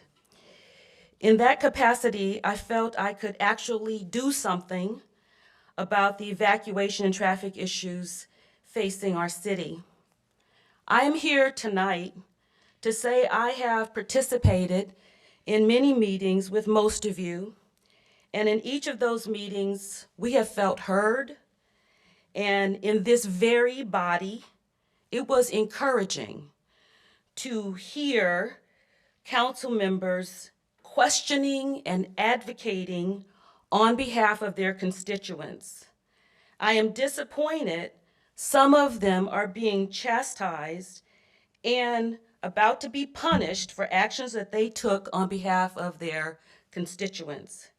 I think it is wrong, and along with all the other dysfunctional infighting among you, it's just like the chaos of national politics, and it's pitiful. Please engage your own brilliance, find some humility, and get professional mediation help so that you can work together on these issues that are so vital to our city. Thank you. Thank you. The next 3 speakers are Emily Rich, Sarah Bailey, and David Anderson. I count myself as a supporter of both council members Simon and Aguilar. I voted for both of them twice, and I'm glad I did. They have been steadfast in their support of renter protections, something I and many other San Leandrons have been working for. I am grateful for their attention to and consistent votes in support of the San Leandro community. I say this sincerely. But San Leandro has suffered 2 investigations into these same council members' treatment of women they have worked with. The first, brought because of the former city manager's complaint, found that both had interfered with her improperly in the execution of her official duties. The second, brought about by Councilmember Bowen's complaint, details witness testimony from 7 women, 8 if you include Councilmember Bowen, which I do, and 1 man, all of whom work closely with both Aguilar and Simon, and all believe both councilmen have intimidated and interfered with Bowen and other women, and that their behavior is based at least in part on gender bias. 9 people have seen this and testified under oath about what they saw. It is impossible to believe there is no there there. We all know that both things can be true. The councilmen are dedicated public servants, and they exhibit the patriarchal tendencies and the male supremacism that have defined our relationships and culture for millennia. I believe we all exhibit such behavior and must constantly guard against the expression of these tendencies. But if this council is to move past this conflict and toward reconciliation, there has to be acknowledgement and change. Please, I ask you, councilmen, to look carefully at your behavior and feelings, to set aside your desire to win this dispute, and to find the courage to commit to trying to do better. I look forward to continuing to support you both in your future political endeavors. Thank you. The next speakers are Sarah Bailey, David Anderson, and Deborah Acosta. I'm Sarah Bailey, and I'm speaking here as a member of the League of San Leandro Voters. Councilmember Aguilar, this is for you. The findings adopted by this council include bullying and harassment, retaliation, and differential treatment reflecting gender bias. Those are not procedural disagreements. They go to character and leadership. Public office is privilege. It carries authority and influence. When that authority is used in ways that retaliate against a colleague or treat women differently, it harms more than internal dynamics. It harms trust in this institution. Disagreement is expected in public service. Retaliation is not. Debate is healthy. Bias is not. Strong opinions are welcome. Diminishing others is not. This discipline before you tonight is limited. It does not remove anyone from office. It does not silence someone's voice. It asks for acknowledgement, correction, and growth. Leadership is not measured by avoiding consequences. It is measured by how you respond to them. I understand that these findings are uncomfortable. That's understandable, but discomfort does not invalidate accountability. The residents of San Leandro deserve a council that can disagree fiercely without crossing into bullying, retaliation, or gender-biased conduct. That is not partisan standard. It's a moral one. Accepting the discipline, council member, do better and help restore the ethical standard this office requires. Thank you.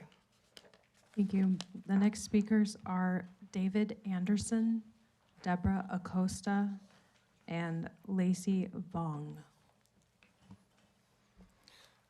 Okay. Thank you again for allowing me to speak. I was on the senior commission with Fred Simon for about 7 years, and I observed him working with all the senior commissioners. I'm going to ask you to wait to the next item, as this is Councilmember Aguilar specifically. I was trying to combine the two Thank because you. I signed the card Okay. together, so I'll combine the two because I mentioned it to you. So, and I observed Fred, and I think a lot of times his passion to get things solved can be misconstrued as not wanting to work with somebody or just get something done. We worked on the age-friendly initiative for the city, and when we got on there, they told us they had been working on it for 2.5 years. And we were trying to figure out why it always takes so long. And I'm kind of aggressive too. I like to get things done. And all of you guys are here have the same agenda. You want to move the city forward. So this is something that could have been resolved behind closed doors with legal, with the mayor, and with each one of you by saying, Fred, you talk to Bauer and you say, look, if you have a problem with the way we're communicating, let's work it out. Maybe get some help, outside help or inside help. But it could have been worked out. We could have saved a lot of money. And I hope after you guys make your decision that it doesn't widen the gap. Because a lot of times when you're doing different things, it pushes you further apart. And I hope whatever you come up with, that you guys will be able to work together and move forward. Because it's definitely hurting the image of the city. Because they want to know why we're doing this, why we're spending so much money. And I mentioned Chabot Road a little while ago, and they said they don't have the funds to do it. This is one of the reasons we don't have the funds. This is like an easy-to-sue city. We've got a former city manager that's coming back because of stuff like this. And we can't do this. We had a police chief that we terminated, and I thought he was doing an excellent job. We got rid of him again. And there's other cases. But my thing is that I've worked with Fred, I've worked with Victor, and I know that sometimes, like I said, you could be passionate. Time has elapsed. Our next speakers are Deborah Acosta, Lacey Vong, and Kat Wellman. Deborah Acosta, League of San Leandro Voters. Certainly, that was very loud. This is regarding 10A. An independent investigation was conducted. The report was released publicly. The council voted to adopt its findings. Those findings include retaliation and abusive conduct. This resolution is not about personality. It is about whether this council enforces the standards it has adopted in its own code of ethics. Standards requires enforcement. If the council adopts findings but hesitates to reinforce them through discipline short of censure, then the code becomes advisory rather than binding. This resolution affirms that retaliation, intimidation, and disrespect have consequences, not because they're unpopular, but because they violate institutional standards. It also affirms something equally important, that when due process is completed and findings are adopted, there is closure. Reopening or minimizing adopted findings undermines the very process this council established.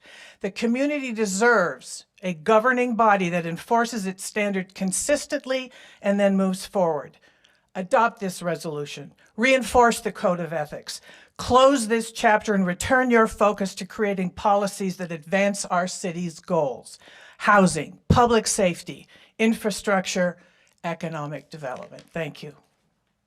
Thank you. The next speakers are Lacey Vong and Kat Wellman. My name is Lacey Vong. I have been a resident of San Leandro for more than a decade, and it has been a pleasure to live here, except for what we have seen recently. I'm also a member of the League of San Leandro Voters. I speak to you today as a former public servant who has personally administered the oath of office to those entering into public duty. From that perspective, I find the current trajectory of this body deeply disheartening and the disservice to the standards of the oath that it represents. The findings adopted by this council regarding Councilmember Aguilar are not merely, as the other speaker said, procedural disagreements. They included instances of retaliation, abusive conduct, differential treatment reflecting gender bias. When I swore officials into office, it was with the understanding that public service is a privilege. It's one that demands the highest standard, integrity, and a commitment to treat every colleague and constituents with basic human dignity. Item 10A is the formal execution of the decision of this body that has already was made on January 20th. If you hesitate now, your previous votes become purely symbolic. The symbolic vote erodes the very foundation of public trust. Public office does not grant immunity from standards this council itself adopted. We must hold our leaders accountable and follow the process through to its conclusion. I urge you to finalize the resolution so we can begin the work of rebuilding public trust. Thank you. Thank you. The next speaker is Kat Wellman. Good evening. I'm Kat Wellman, president of Bayo Vista Improvement Association. Victor Aguilar and Fred Simon are elected officials. They were chosen by their constituents to ask questions, raise concerns, and advocate on their behalf, and they do a very good job of this. Many of us are deeply concerned that taking disciplinary action based on some of the findings of this report could have a chilling effect on council members asking tough but necessary questions during public meetings. Council members also deserve to be respected and heard, but disciplinary measures rarely resolve disagreements.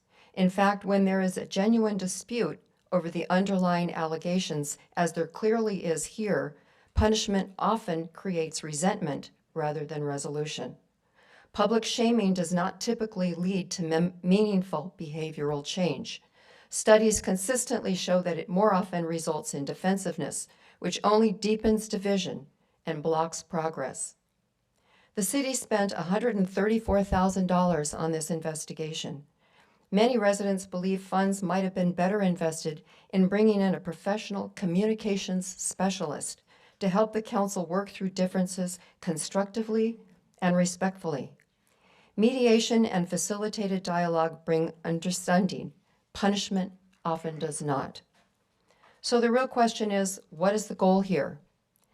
If the goal is a functional, collaborative city council that can focus on pressing issues facing our community, then we need a plan for moving forward in a positive way. San Leandro is facing serious challenges in a climate with diminishing funds. Addressing these challenges will require trust, cooperation, and a major commitment from everyone on the dais. There seems to be distrust and frustration on all sides. Thank you. Your time has elapsed. Mayor, that concludes our comment cards from in the room. So we will close public comment in person and we will move to open public comment online. Our first online commenter is Marlene Dupree Dominguez. Hello, can you hear me? Yes. Thank you. Mayor and Council, my name is Marlene Dupree Dominguez, and I am a member now of the League of San Leandro Voters. Let us be clear about where we are. An independent investigation was conducted. The findings were completed. Attorney-client privilege was waived. The report was made public. And this council voted on January 20th to adopt those findings and to impose discipline. That has already happened. Item 10A is not a new accusation. It is not political theater. It is not the formal execution of a decision. It is the formal execution of a decision that has already been made by this body. If the council hesitates now, or delays, or attempts to reopen what it already voted on, then your vote becomes simply symbolic, and symbolic votes erode public trust. Due process has occurred. The investigation was independent. The findings were adopted.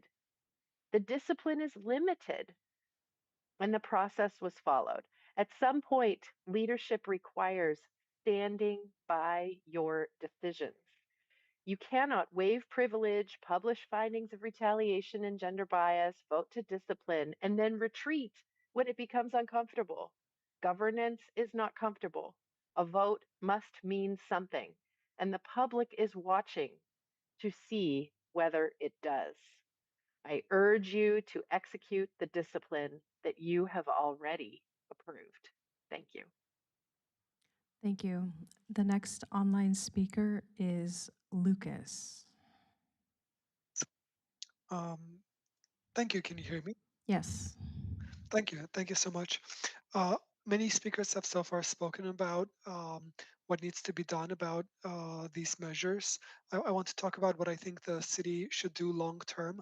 I urge the council to implement new rules into the code of conduct and the code of ethics that require council members who have been punished or censured or admonished to either strongly consider resigning or publicly issue a statement that explains their decision to stay in office.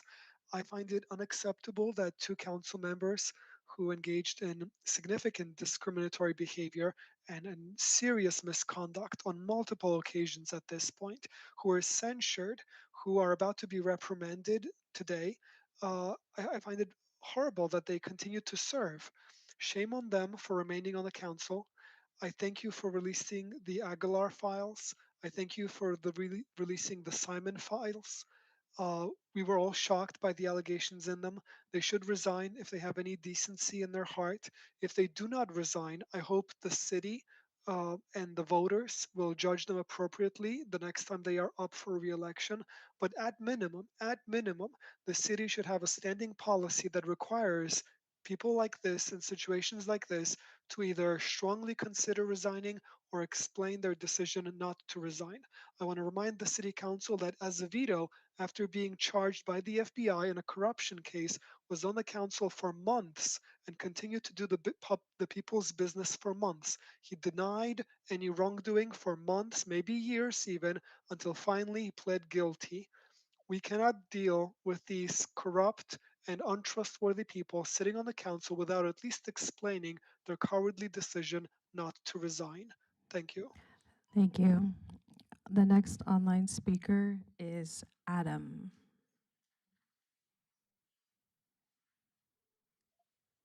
Hello, good evening. My name is Adam Radin, and I am a four-year resident of San Leandro. I just wish to say on this action item, if it is not adopted by the council, then I would ask what are actually the anchored principles of this city council, and is there any type of accountability? As a father, I'm trying to teach my young boys to be accountable and to become accountable young men. And it's hard to find any of this at any type of institution that we see at various levels. And I'd hope to find it at least at the local level within our city council. I'll keep this short and just say, I ask that the council affirms what has already been agreed to, acknowledged, and adopted. Thank you for your time. Thank you. The next speaker is Melissa Wong. Well, hello again. I'm not a member of any organized group, but I know I speak for many others who might not be able to speak tonight. I may not be as polished as others, but please reconsider your vote in these draft resolutions. The investigation report lacks substantiated conclusions and findings only if someone actually reads it objectively. And I had called for that. So I would say, unfortunately, we have heard the report can now be used as factual without questions and forever. And that is so unfortunate. I'll speak a little bit later on that. But as I've said before, an employer always checks facts, all of the facts, before taking any personnel action. There's been a lot of questions. None of the folks who want this to be going away have actually mentioned any of those questionable facts. This current council cannot possibly make any personnel decisions without fact checking. It is simply not fair. Thank you. Thank you. The next speaker is Jesse.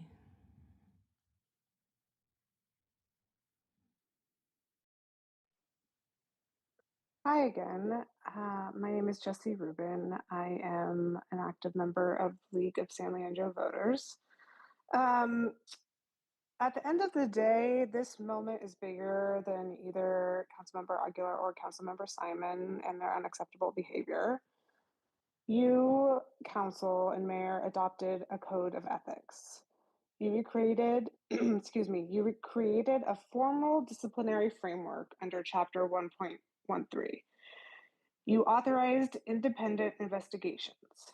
You adopted findings. You voted to impose discipline. If that chain can be reversed after the fact, just because it is politically uncomfortable, then the code has no force. It becomes optional. Future council members will learn the lesson. 1, you can outlast the process. 2, you can pressure the body. And 3, you can relitigate after the vote. And future complainants will learn a different lesson. That is that even if findings are adopted, accountability is negotiable. That is not governance. That is instability. A council that cannot carry through its own disciplinary vote sends a clear signal that standards bend under pressure. If you weaken this framework tonight, It will not be rebuilt easily. Stand by your vote. Thank you. Thank you. Mayor, that concludes our online commenters. Okay, so we will close public comment on this item. I've got Councilmember Aguilar in queue. We will begin with you. Thank you, Mayor. I just wanted to talk a little bit about this item, and thanks for the folks who came out to come speak. I just wanted to be completely honest about what this resolution actually is. This resolution is asking you to formally brand me as retaliatory, abusive, and biased based on an investigation narrative that stretches disagreement into misconduct and political friction into ethical violation. This is a serious accusation, and it deserves more than a rubber stamp. I will not sit quietly while my integrity is rewritten to fit a convenient storyline. I have challenged colleagues. Many of you, I have pushed back. I have refused to fall in line when I believed something was wrong. That is not retaliation. That is representation. We were successfully able to pass rent control for standing up for what we believe in. If strong advocacy is now considered abusive conduct, then we are redefining leadership into something timid and performative. And let me be very clear. I categorically reject the allegations of gender bias. My record speaks louder than any selective interpretation in this report. I have consistently supported women in leadership, appointed them, worked alongside women, and fought for equity in policy. To suggest otherwise is not just inaccurate, it's completely offensive. What concerns me deeply is the precedent this sets. If disagreement becomes discipline and personality becomes ethics violation, then no one on this dais is safe from a weaponized complaint process. This body should not codify political tension as moral failure. I stand by my service, I stand by my record, and I will not accept conclusions that distort both. I urge you to pause and reconsider and do not move forward with this resolution that does not reflect the full truth. I urge you to vote no. That's my comment. Thank you for your comment. At this point in time, I go to Councilmember Bolt. Okay. We're here. This is not easy because it requires conversations with everybody to become public. I have listened to my colleagues. I've explained to my colleagues where I'm at. I've explained to people in the public how I feel. For every one email, call, text we get saying, well, this side, we get the same amount for the other side. Meaning, is there gender bias? Is there not? This is something that I did for both, but the comments right now are about Councilmember Aguilar. We had this conversation. I'm okay with a lot of the wording we have. But as I explained to the other colleagues on the dais, I am not okay with the last statement of reflecting gender bias. I've worked with you guys. I don't find that. Yes, I did vote to accept the findings of the report, but I'm not going to say immediately because I wouldn't answer my phone after the council that night, but the following day I got more than one text or call saying, hey, this is not what I said in the report, or this is different. And then we had a former mayor go in a public setting and completely turn around what we had voted on. And I can't, sit here now and just throw that out the window. The moment that I voted on it in the past, I didn't know a lot of the situations. I didn't know what was going on. I wanted to listen to everybody. I do think you guys messed up. I do think you were rude. I do think it was unbecoming of a council member. But I cannot agree that you guys have a gender bias. All the other stuff, sure. You guys may not agree with it, but there's enough there for me to say, oh, okay, yes. So, and it's hard because I don't want to do that to anybody, but I also want to stand up for Councilmember Bowen. I do feel that she's been hurt in this, and your guys' actions. Well, I can only speak to one right now, but I don't want to do this twice. So your guys' actions caused that, and I really wish that we can get past this. But the only way that I'm going to be able to do this, and I wrote it down because I didn't want to just be a problem guy, but if on that last sentence, instead of it saying, and female employee differential treatment reflecting gender bias, I would like it to say treatment unbecoming of a council member. But everything else stays. That would be my request here. That would move me, and that would stand for both of these items. And I'll stop there. So just to clarify, as chair, so I've Yes. got on page 2 of the Yes. resolution, towards the top of that page 2, there's a subletter C. C, that's correct. And you would take the last 3 words of that sentence, you would mark those 3 words out and say, what 3 words? A treatment unbecoming of a council member. So where it says treatment reflecting gender bias. Yeah, so treatment to differential treatment, comma, reflecting conduct unbecoming of a council member? Yes.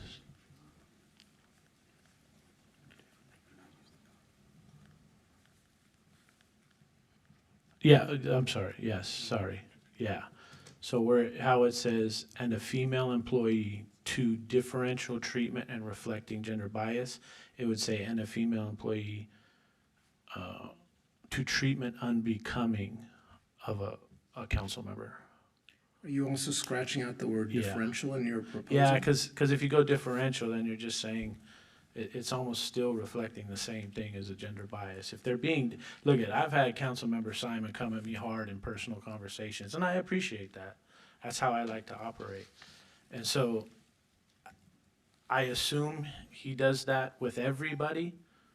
And so that's why I'm requesting that. Okay, so I'm going to read the full sentence to make sure that I understand what you're proposing, and then we can work off of that in case others want to make a motion in that regard, or you could as well. Councilmember Victor Aguilar Jr. subjected Councilmember Sua Bowen, comma, female city council members, comma, and a female employee to treatment unbecoming of a council member. That's correct. Thank you. Who would like to proceed? Vice Mayor. Thank you. I'd like to address some of the statements from Councilmember Aguilar that he just made. What are the findings that are in the report are not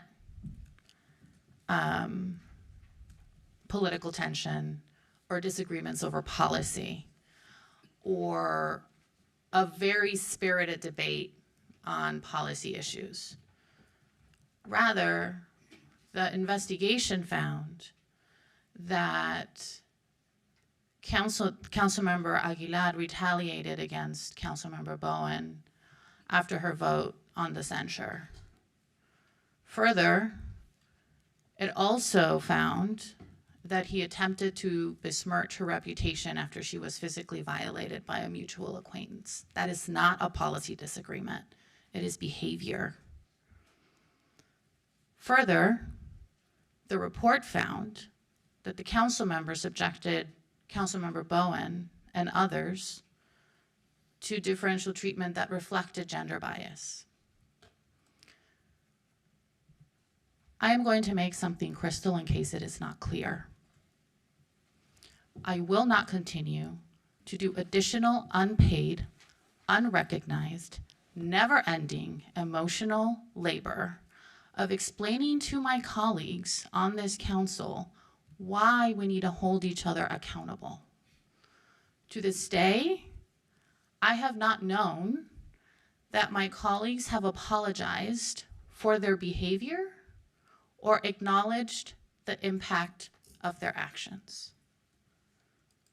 I do not support taking that out of the resolution. I support having the resolution stay as is.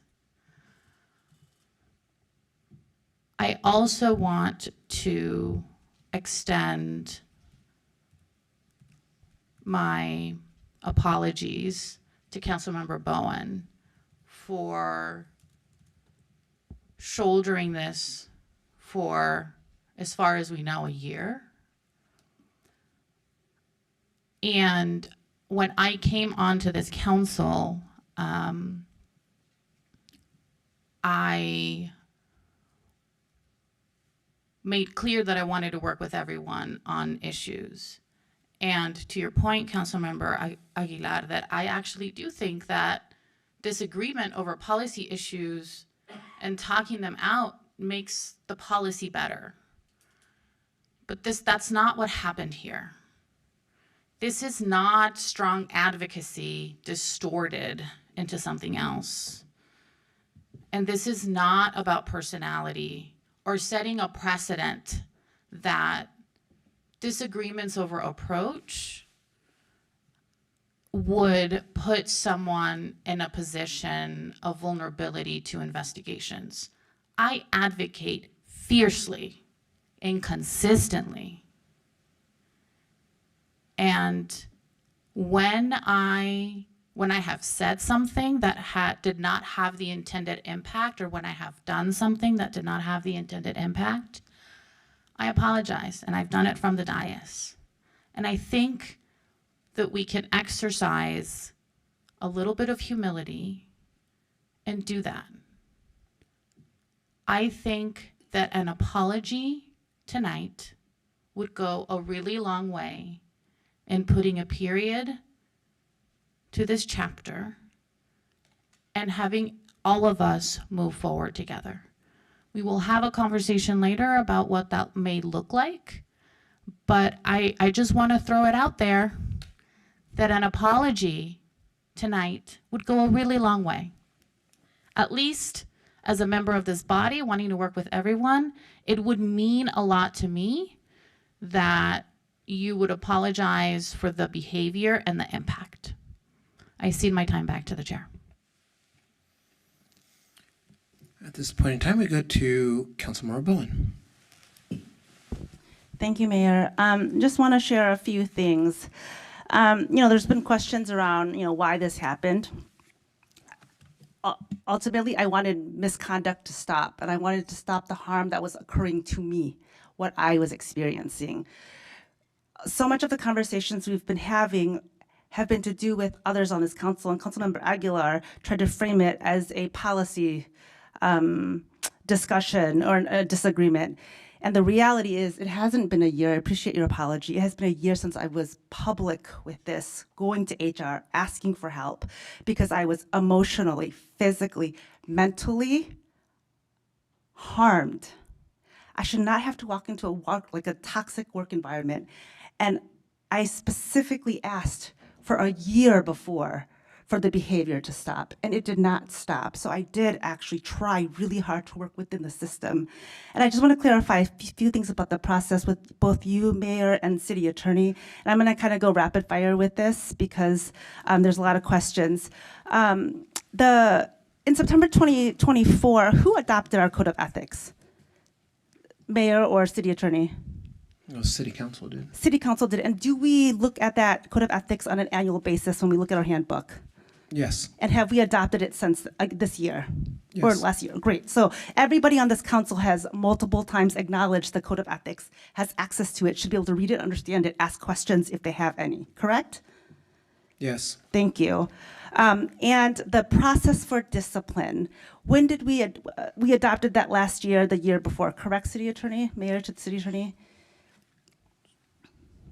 2024. Thank you.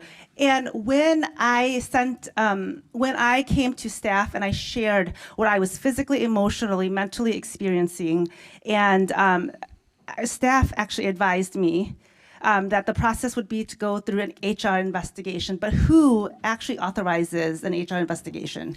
The City Council, if it involves a staff one of our employees, city manager, city attorney, or a council member. So this council, except for myself, Councilmember Aguilar, Councilmember Simon. Correct. Great. And who chose the investigator? I believe that was Who led by- authorized and approved it? So we authorized the payment. We set aside the budget. The selection, I believe, was city attorney working with HR. Correct. Working with the HR department. Great. And throughout the process that lasted an abnormally long time, did the council have an opportunity to talk to the investigator and review the report? Yes. And did the council? I'm just gonna, I will not accept the abnormally long part, but everything else, I'll say yes to. Sure. Maybe not best practice. Great. It was, 8-9 months. So council actually authorized the funding. Council authorized the investigation. Council reviewed it. Then who adopted the investigation? City Council. City Council did. And when was I and Council Members Aguilar and Fred Simon, when were we actually allowed to be able to look at it? Approximately October. The end of October. And the only way that we would be able to look at it would be through a discipline process that we formalized, correct? The process that we went through to be able to allow us to be able to see it followed the discipline process that we created, correct? We followed our discipline process to the T. So I followed everything that we, the council, actually the council that is going to be voting on this, short of Councilmember Aguilar and Simon and myself. This was the only process that I could go through, correct? Because as a council, we have to regulate ourselves. I just want to confirm that. We regulate ourselves. Great. And so this is the final step in a process that we went through. And I have another question about the money that was authorized. If misconduct did not occur, would we have to pay for investigation? Yes. We would. Oh, I'm sorry. If I never had to file an HR complaint, would we have to go through this process? If there was no complaint, we would not go through this Right. process. And the thing about me going to HR was because these are things that I experienced. And because we take this seriously, we actually hired an objective outside investigator that does not work with the city of San Leandro, that is a professional in this space, that did an outside investigation, that then interviewed others and 9 other people that have worked with Councilmember Aguilar in the capacity of a colleague with this power dynamic, was able to share their experiences that also affirmed what I knew to be true. And I have a question around a gender bias to the city attorney. Given the fact that we have been in litigation with our previous city manager, and the fact that we just went through training about discrimination and protected classes, and if there has been an independent investigation that has objectively found that there's gender bias, and we have adopted it and then chosen to remove that, does that increase legal exposure for the city of San Leandro? Certainly, yes. Can you expound a little bit on that? And when we say legal exposure, what that actually means, because we like to talk about money. Well, certainly legal exposure would be damages, which would be monetary damages. And then, of course, this is all based on legal theories that if the leadership, the council, does not take such complaints seriously, then there is an argument, of course, and a legal theory, that someone who is an employee of the city or someone who's been harmed by the city, perhaps a consultant who has experienced a violation of FEHA, Fair Employment and Housing Act, they would be able to point to the behavior, the facts as they're existing now in the moment, that to make an argument that, of course, leadership is unserious about these types of allegations and is not addressing them in a way that would process, would be serious, and taking them seriously. Thank you. I just have one last comment. I know I've gone over time. The reality is that on this council, I take my job very seriously, and I advocate very passionately for not just my constituents in District 5, but across the city of San Leandro and across the state. And when I go to my, when I'm able to step outside of the city in this capacity, I take it really seriously. And the reality is that I want to be able to advocate for my community. I want to be able to have a disagreement. I want to be able to vote on something and not be retaliated against. And that was the problem. So the gaslighting that continues to happen is mind-blowing, and I'm just asking for it to stop. The last thing that Councilmember Aguilar said is, I will not accept acknowledgement or accountability of what is stated here. And that was the whole point, was just to acknowledge that it happened. That was it. And honestly, I didn't ask for much. Acknowledging that it occurred is the bare minimum. Thank you.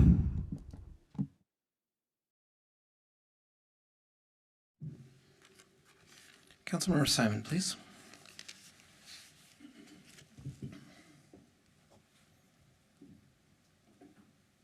Oh, sorry. There you go. Thank you. Similar to Councilmember Bolt, I'm going to kind of reference myself and Victor Aguilar at the same time, because we are intertwined in this. We are in the same report. We are interviewed by the same investigator. So I'm going to kind of speak both. I'll go into mine later as well. But I do want to say up front, I regret that Councilmember Bowen felt that I was biased, as I do not feel any bias towards women. My only intent was to cast my vote on what I felt and I still feel are the merits.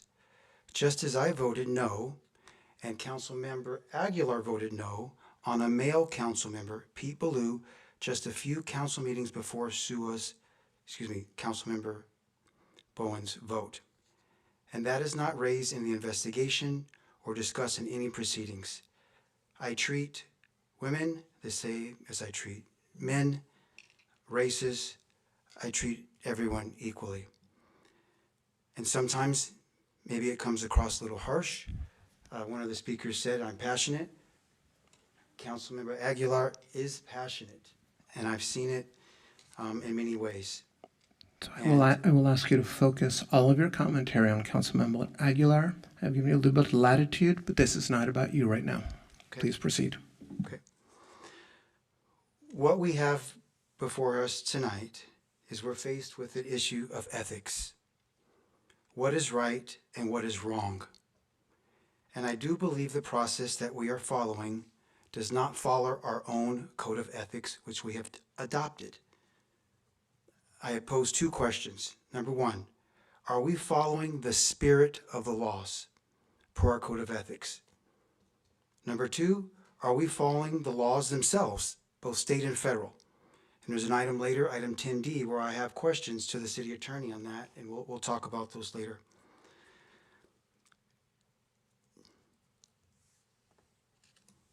And again, I do want to show respect to my colleagues and Councilmember Bowen, because you have been through a lot.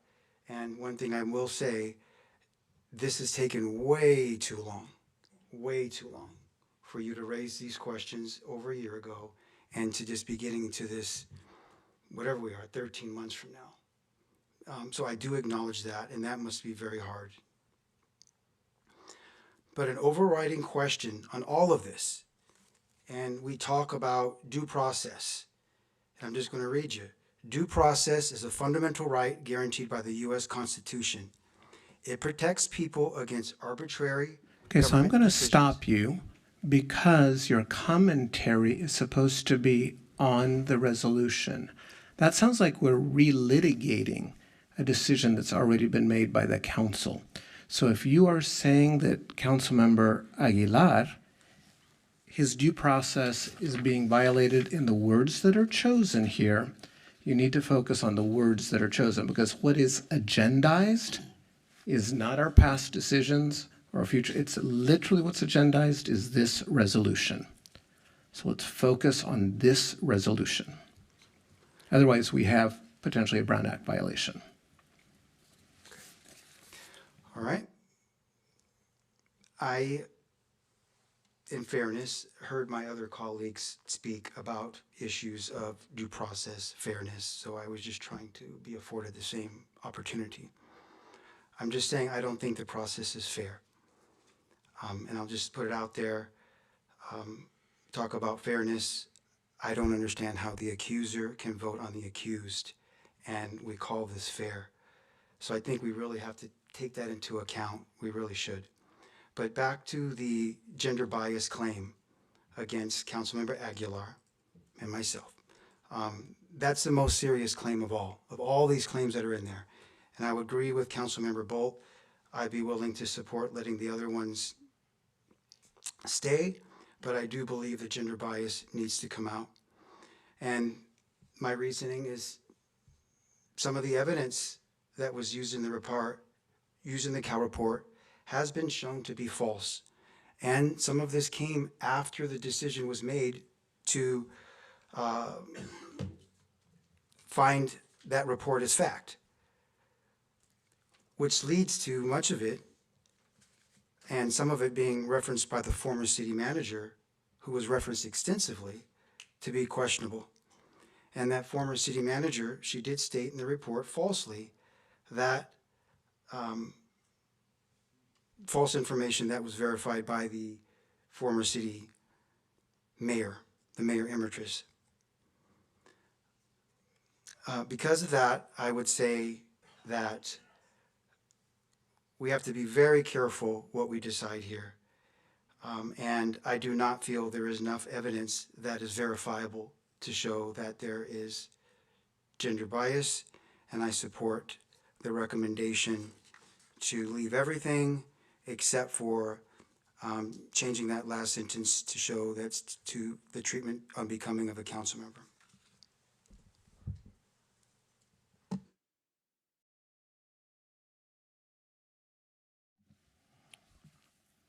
Okay, I'm going to say a couple of things and I'm going to come back to my council members.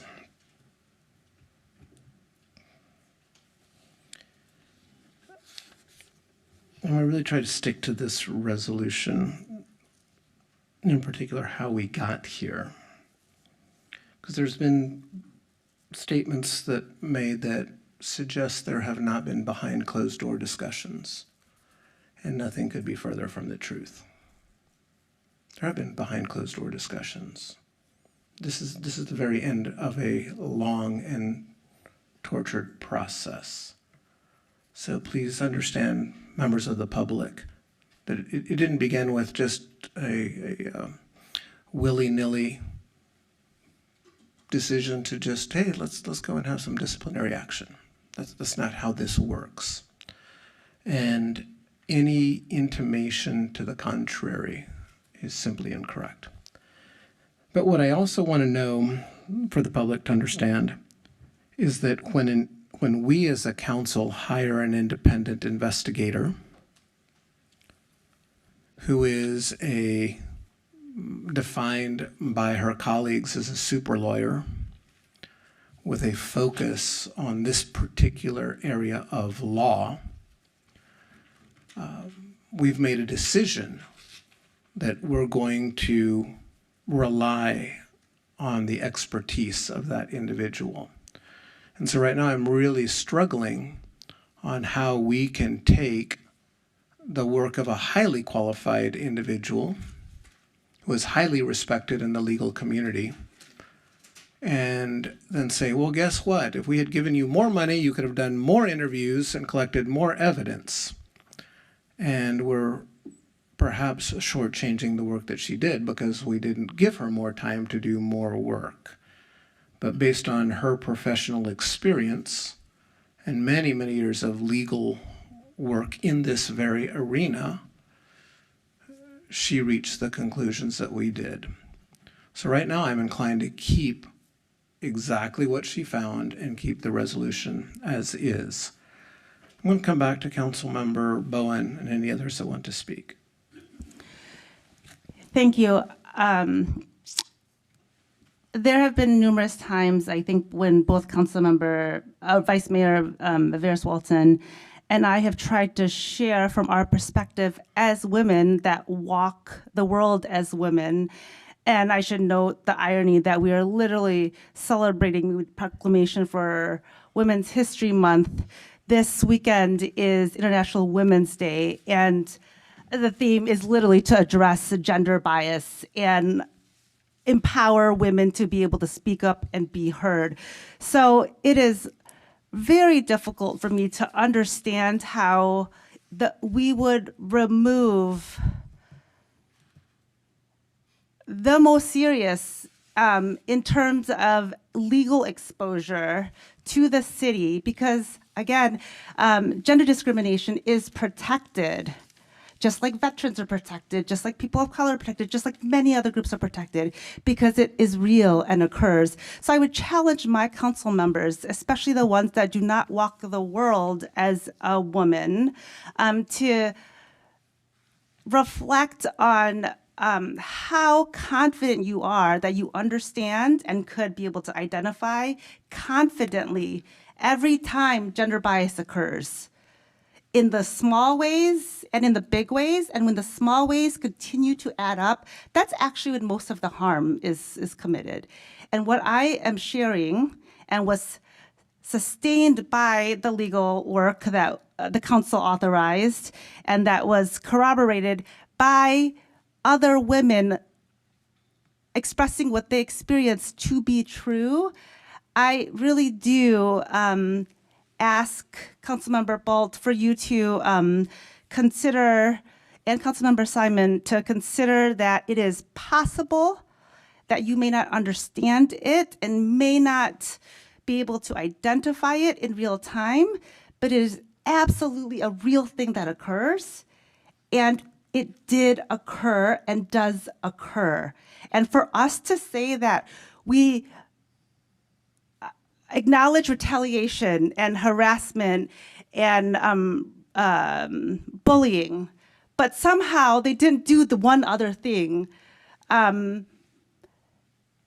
is now a pattern, because there are many women that can say, I experienced it too. I just don't understand how that message that we're sending, and certainly the message you're sending to me and to all of the women that are watching this that has experienced gender bias. And so I'd like to make a motion to adopt the resolution as written. Vice Mayor. I second the motion. Councilmember Bolt. I was going to answer the questions, but I don't know. I can't. Okay. So to be clear, I'm not making this assumption that they don't have gender bias based on a male opinion or Dylan Bolt's opinion. I said that I got multiple calls from people and women, not, believe me, I'm not, broing it up with people going, no way, this is not true. It was actually women who were either named in the report and disputed the report, whether it was publicly or behind a closed door with me. So it's not easy to do this, because I know how you feel about this situation. And we had this conversation. So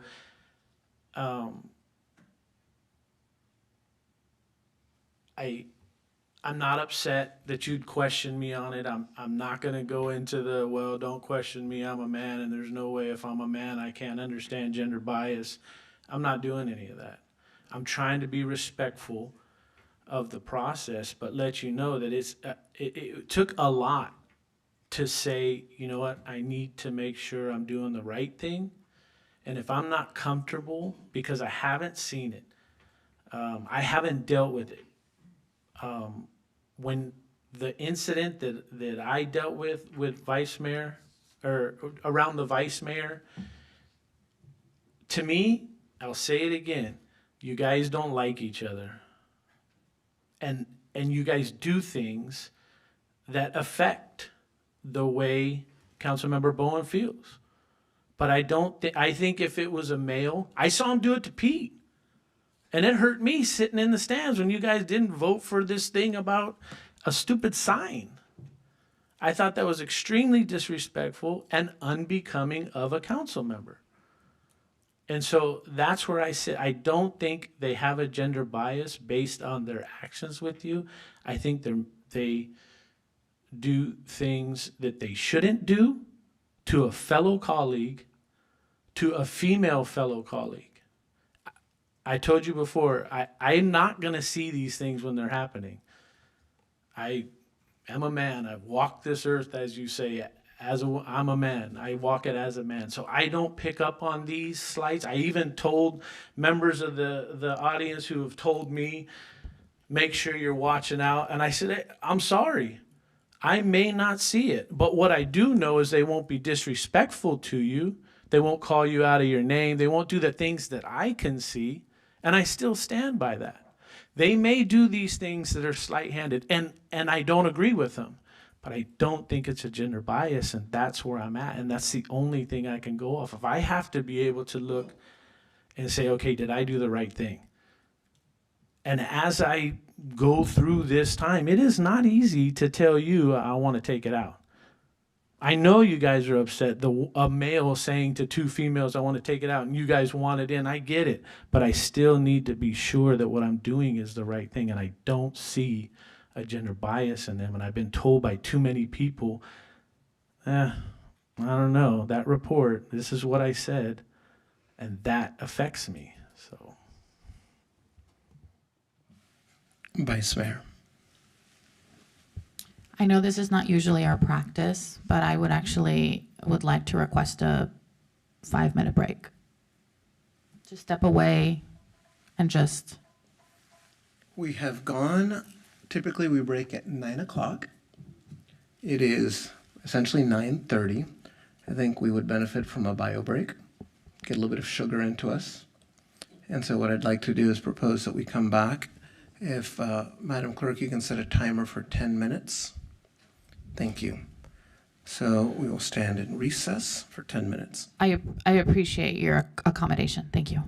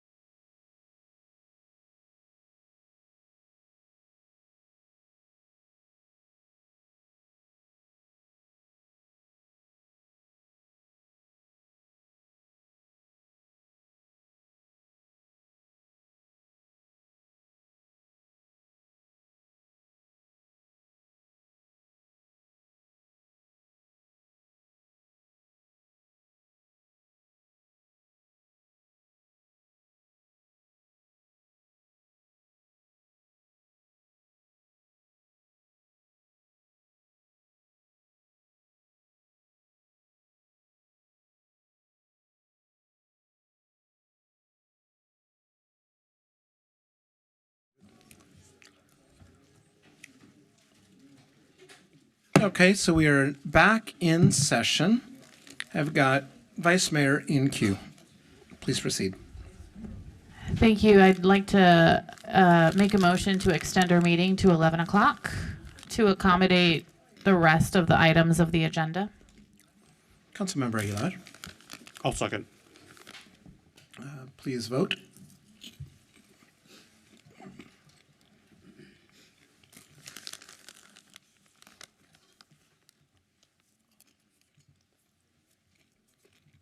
All votes are in, and the motion carries unanimously. Okay, so at this point in time, we've gone through a couple of rounds of discussions. We have some informal proposals. We have discussion around what it might look and feel like. So I'm going to come to Councilmember Simon next. Yes, I just wanted to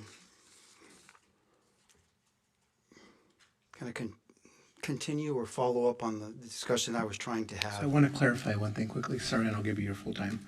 I had forgotten that right before we broke, there was a motion and a second. Motion and second.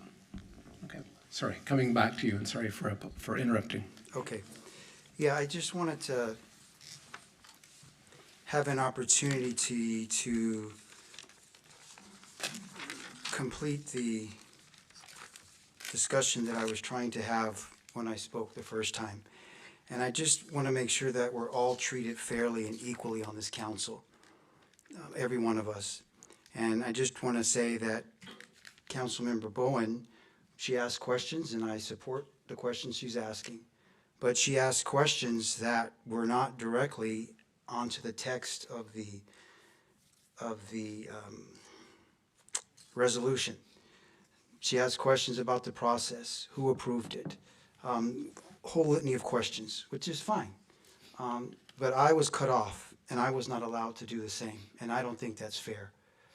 So I'm requesting that you allow me to ask similar questions or statements, and it won't take a long time. Within my time limit is Councilmember Bowen. Please proceed. Okay, so it goes back to ethics and what is right and wrong.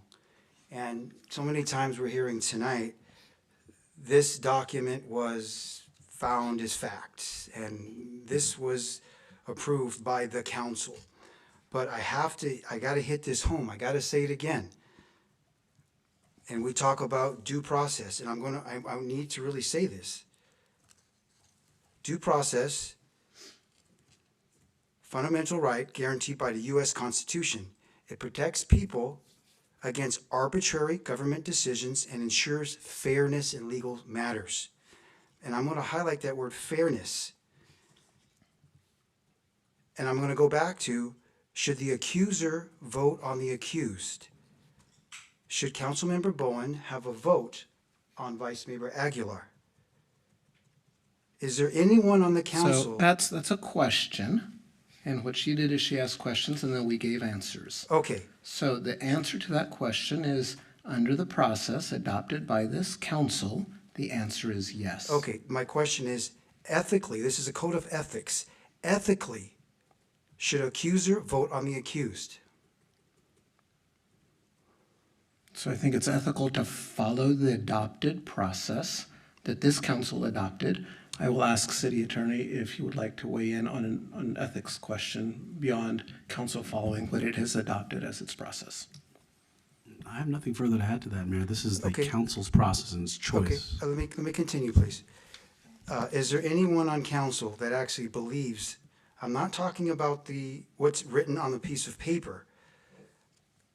This code of ethics, this is the first code of ethics that this city has adopted in the 150-year history. This is the first revision. Whenever you have a first revision, obviously things need to be changed. Does the council actually believe that this is an ethical process, or did it slip through as a mistake, an unintentional mistake, as the first and only ethics policy? This item of updating our policy is going to be considered as a priority just in 4 days on March 6th, just on Friday. And why are we acting on something now if we believe it's wrong? I believe it's wrong.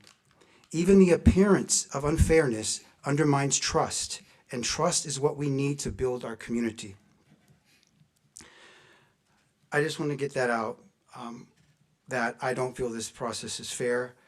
I do believe Councilmember Aguilar is being treated unjustly in this entire process, but I do want to recognize, and I will agree with Councilmember Bolt, that Victor Aguilar, you have not acted, and me neither, in what's becoming of a council member. We could have behaved better. Let me put it that way. We could have behaved better. And we will behave better. We will. I guarantee you we will. But this is not the process to make that happen. But I believe the process is, and I've heard this from public commenters, it's restorative justice mediation, and that's an item after my item comes up, that can help us to communicate and work better together. It will help mend the gaps in empathy, trust, and respect between us council members. So we have work to do to work as a council well, and I believe we can do it. But I will go back to, I wholeheartedly believe this is not a gender issue. This is not a gender issue.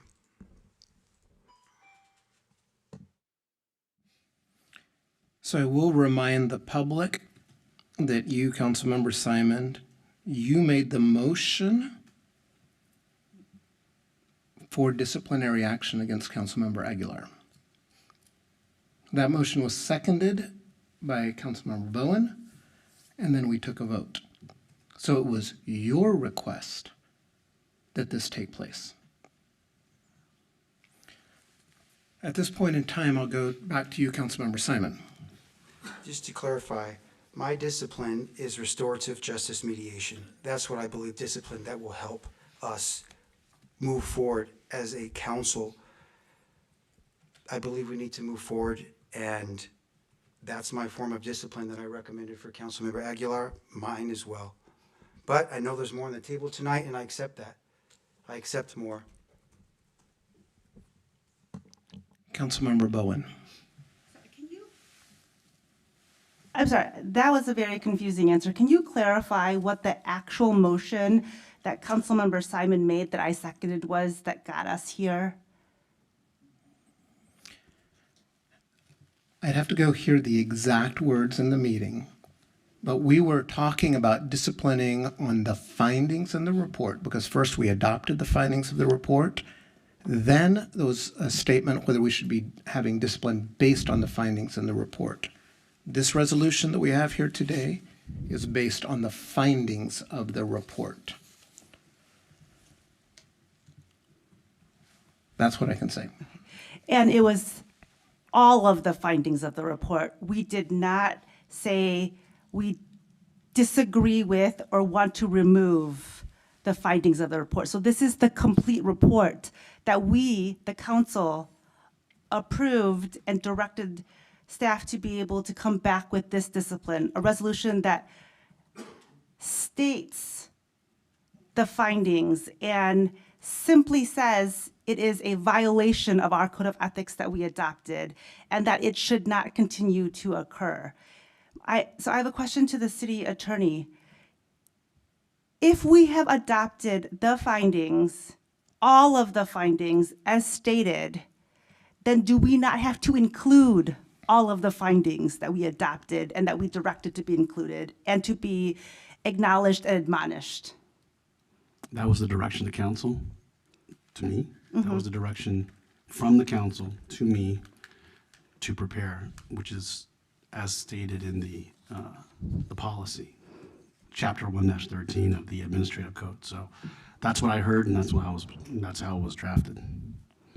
Thank you. So again, to follow our process and to follow the vote we already took on to finish this process, I would like to then call the question if nobody else has discussion.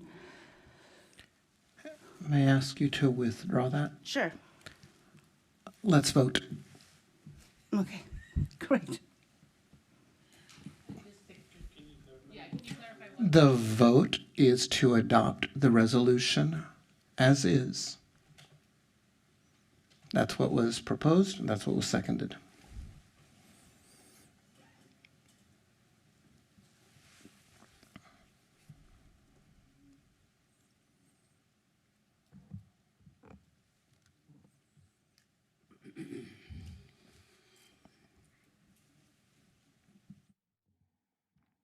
All votes are in, and the motion is tied 3 yeses and 3 noes, so the motion fails. So with the motion failing, we have a council decision to have disciplinary action. So then I turn to my council colleagues and say, how would you like to proceed with another motion? Councilmember Bolt. I would like to propose a motion to strike those words and add unbecoming of a council member, as I had stated in the beginning. Okay. So we would, I'm just trying to find where I took my notes, my apologies. Do you want to read? So we will take the motion, so we have received a motion from Councilmember Bolt to adopt the resolution as written with one exception, and that is that on page 2, at the top of the page, under subparagraph C, parenthesis C, close parenthesis, that will now end with the words, and a female employee to treatment unbecoming of a council member. All Yes. other words remain the same, correct? That's correct, but I would like a clarification. I think we just voted and we did it wrong. Meaning Councilmember Aguilar should not have voted, so it should be 3-2 for the record to be fairly depicted. Thank you for noticing. So our record should reflect a vote of 3-2. Thank you for calling that out. Yes. Okay, at this point in time, is there further discussion on this item? So we will begin with Councilmember Bowen, then go to Councilmember Simon. Thank you, and thank you, Councilmember Bolt, for trying to work on figuring out this resolution. There's, I think, 2 parts of this, actually, because factually, on January 20th, Council adopted the investigation report and all the findings pertaining to Councilmember Aguilar on the investigation report. That's factually true that we did that we accepted that. So if we are going to not include admonishment for it, I would still like the inclusion that we, the council, are taking that out in this resolution. Because it's stated here factually just a recollection of the process that we accepted the findings, and the findings were of gender bias. So we are accepting retaliation, bullying, harassment, and we, the council, will not admonish the gender bias finding. I don't know how we want to wordsmith that, but that's actually what we're doing here. So I want to be reflective of what we're actually doing on the council. And I do want to just procedurally apologize and want to come back to you, but I didn't actually get a second, and I'm assuming that's going to come from you, Councilmember Simon. Are you going to second the motion? Or is anybody seconding this motion? So Councilmember Simon. Yes, I second. Okay, so we've got a motion by Councilmember Bolt with a second from Councilmember Simon. And I think what you might be saying is that you'd like to suggest some additional word changes. Is that what I'm hearing? Correct, but would that not be an amendment to his motion? That's one way to handle it. Okay, however it works, but I just want to make sure that we're actually following not just our process, but again, this is a legal document, it's our resolution. And so it states that we have adopted all the findings. So I need it to also, so that we follow this process and are, ensuring that maybe we can mitigate some of the legal exposure that we're putting ourselves in right now by removing gender bias, that we, the council, have accepted the other findings and we are choosing to not admonish and discipline gender bias.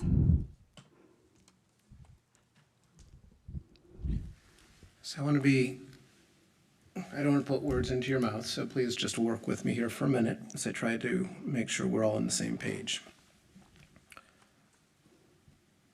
The findings of the report are clear, and the findings of the report have been adopted by this council. And so I think what you're saying is make sure that that nothing in this resolution contradicts what is already a council decision, but rather simply clarify that action is not being taken on that last piece. Correct. We are not admonishing, and we are not. What is the first one that we did? Yes, reprimand and admonish. Yes. Okay, that's a very important distinction. So I'm going to come back to Councilmember Simon. We can work on the formalities, whether it's a substitute motion or a friendly amendment, but I'm just trying to understand. I want to come back to you, Councilmember Bolt, I should say. I want to make sure that we're in agreement in our understanding of what Councilmember Bowen is talking about here, and to see if you might be open to this clarification. She has made clear that the council has already accepted the findings of the report, but we are making a decision, potentially tonight, to not reprimand or admonish for that third finding. Would you be open to that language of clarification?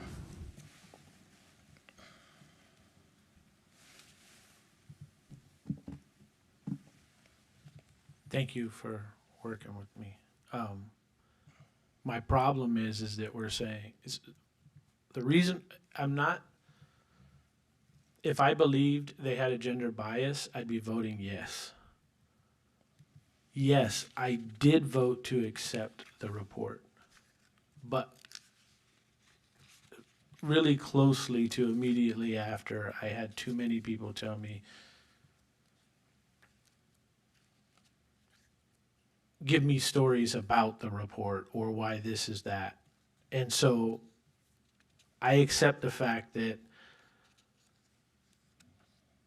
I voted to accept the report that had gender bias in it. But I can't now say I agree that they have a gender bias. And I have a feeling that these words that I'm open to figuring this out, but I'm not open to saying we no longer want to reprimand. Because if I felt they had a gender bias, I would be 100% in. So the fact that I accepted it and, I made a mistake. That's all I could say right now is I made a mistake. I thought I was doing the right thing. I listened when I asked if I could go back and ask questions to some of the people, and I was told, no, you can't do your own investigation. So I accepted it the way it was, and I can no longer do that. So do we have to go back and re-accept the report? Gosh, I don't want to do any of this. And if what we're saying is that I don't want to say that I'm not willing to admonish or reprimand two people who have a gender bias. I'm not willing to say that because that means I'm accepting that they have it, and I'm not willing. I'm telling you, I don't believe they have it. I know you want to stay, so go on. I'm going to ask you a clarifying question, and then I'll come to my council members. So again, we're at page 2. So instead of wordsmithing specific lines, what if I took A, B, and C and just deleted A, B, and C?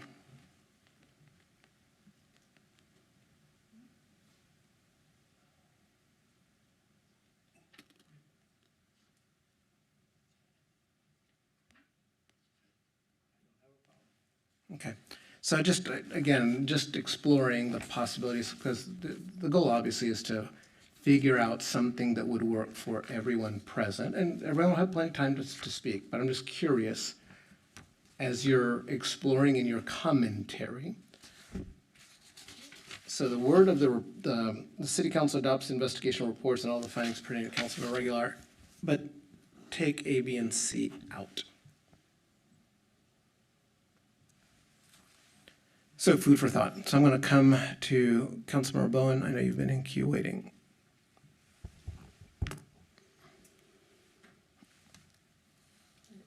I put you in. There you go, Councilmember Bowen. Please proceed.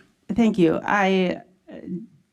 One of the things that is the critical step in any sort of resolution, whether it's mediation or anything, is to be able to name and acknowledge the actions that have occurred.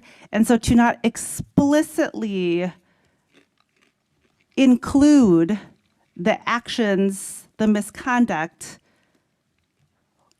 would reflect that we are minimizing that conduct, because we are literally just, we need to just explicitly state it. And again, this is also the direction that we gave council, was to be able to, you can't call it out if you don't name it. So I have a problem with removing it.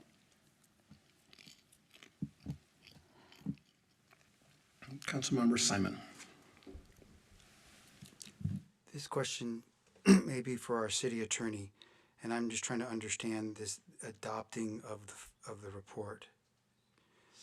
City Council adopts the investigation report and all the findings pertaining to Councilmember Aguilar. And we heard through Councilmember Bowen, Bolt, he has new information, and perhaps that wouldn't have been done, perhaps. But as far as tonight, this sentence, the City Council adopts the investigation report and some of the findings pertaining to the council, Member Aguilar? Because it sounds like there are some areas that Councilmember Aguilar can improve. Me too. What would be the impact if the words were changed to say some of the findings? City Attorney. City Attorney. So, to be clear, the council already adopted the findings of the report. That's it. It already adopted the findings, and these are the findings in the report.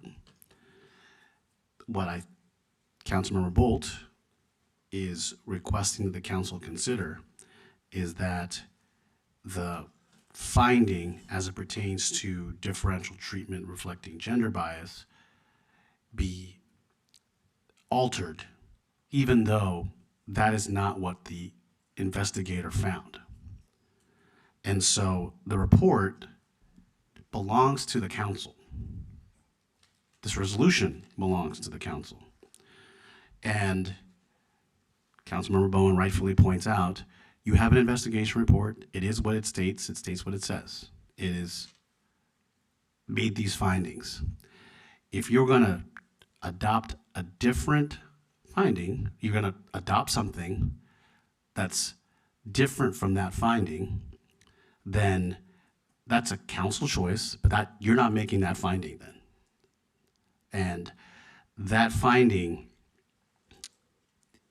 would be a council choice. That's a council finding. That's what this is. That's essentially what is being asked at this moment in time, is that you've reviewed the facts, you've reviewed the investigator's report, and as it may happen, the council may not accept the finding, but you've already accepted the findings. And so at this point in time, this is the council choice. We are moving forward with a resolution that does what the council has said it was going to do, take a disciplinary action, admonishment, and condemnation. And it needs to do that based on facts. And you've already adopted the facts of the report. The Councilmember Bolt, I'll just repeat it again, is saying to the council, do we have enough facts to say that it wasn't gender bias, but I think it was something else? And that's what's before the council. So my question to the attorney to you is, what do you recommend tonight in this resolution to address council? It's not my place to say. As far as language, you can't provide language recommendations? That's not a legal question. Yeah. This is a council choice. Did you help draft this? Certainly. Well, if you drafted it, respectfully, if you helped draft it, could you help amend it? I would look to the council to ask for that.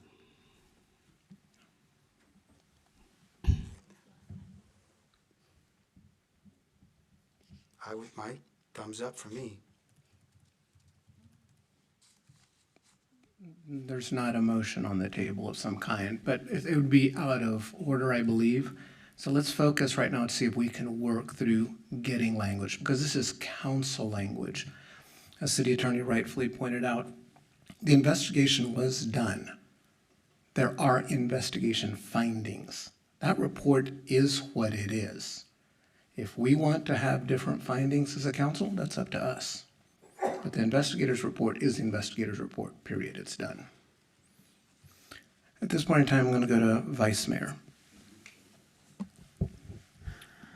Thank you.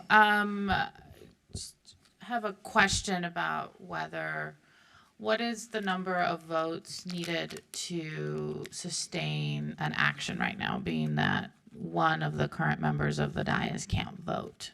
What is the threshold we need to meet to sustain a valid motion? Thank you, Vice Mayor. You still need 4 votes. We still need 4 votes. Yes. Okay.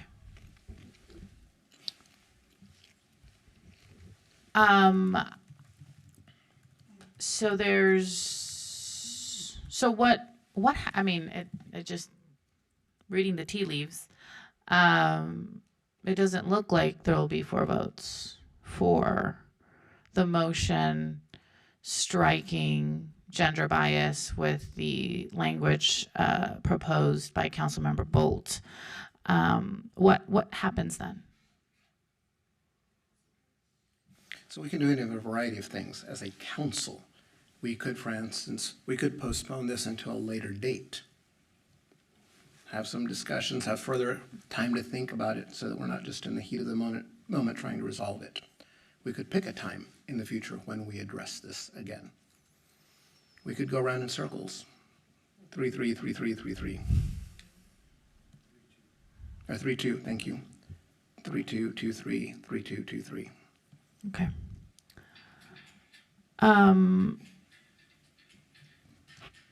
That's the. Would you like to table this until a future? No, I do not.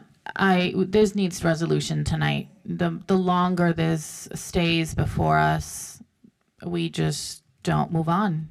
We don't address the problem. So I will cede my time back to the chair, seeing that Councilmember Bowen would like to speak. Councilmember Bowen, please. Yes, I am trying, again, to work towards a resolution. I've been trying to work towards a resolution since this started. And I hear what Councilmember Bolt is saying, that I mean, we can play around with the words, but factually, the report findings have been adopted. We just went over that. And you have expressed that you don't want to admonish them for gender bias because you don't believe it to be true. Whatever reason it is that you don't want to admonish them for it, you don't want to admonish them for it. So if that's why because I want this to be able to end, I am willing to have you include that we will not admonish for the last finding and that we are admonishing and disciplining for the other 3, but that needs to be included so that we can be accurate, because that's actually what is happening. We cannot go back and say we are now changing our mind about what we accept and don't accept. That's not what we're doing here. You want to edit it to say that we want to be able to discipline for 3 of the 4 things. I'm asking that if we're going to do that, and I would be willing, even though I believe with every fiber of my being that it did occur and continues to occur, and we can have a whole long conversation, maybe a little retreat, just you and I. We could talk about all the little ways that it shows up. Yeah, it'll be great. But it needs to, if we're going to actually do this, then we have to do it right, because that is what is actually happening.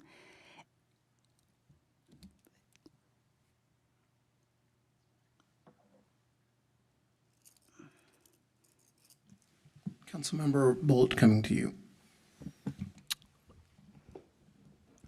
I will accept that if we just add based on new evidence. Now, there is, for me, there is. And I get it. We cannot have it.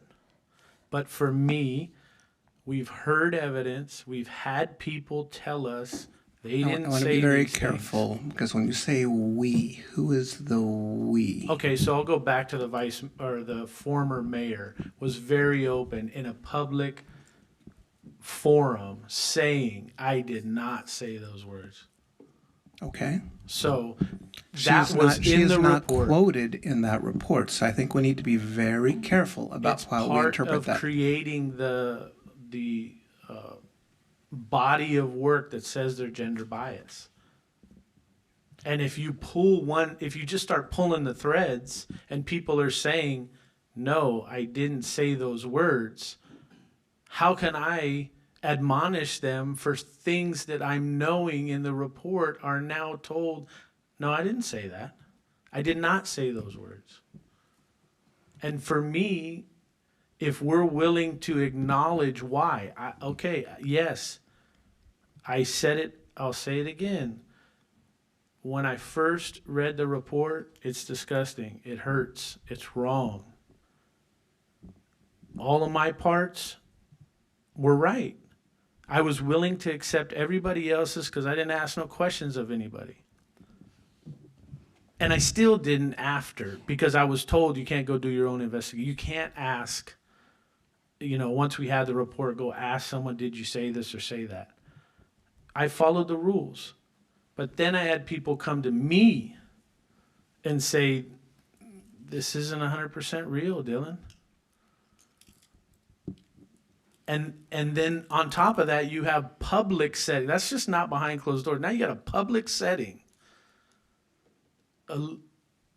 from a dais saying, I didn't say those words. So with that, if we're not willing to acknowledge that the information that came after, I'm willing to accept what's being presented if we can acknowledge why, because I don't want it to say we are not willing to admonish or discipline council members who have a gender bias.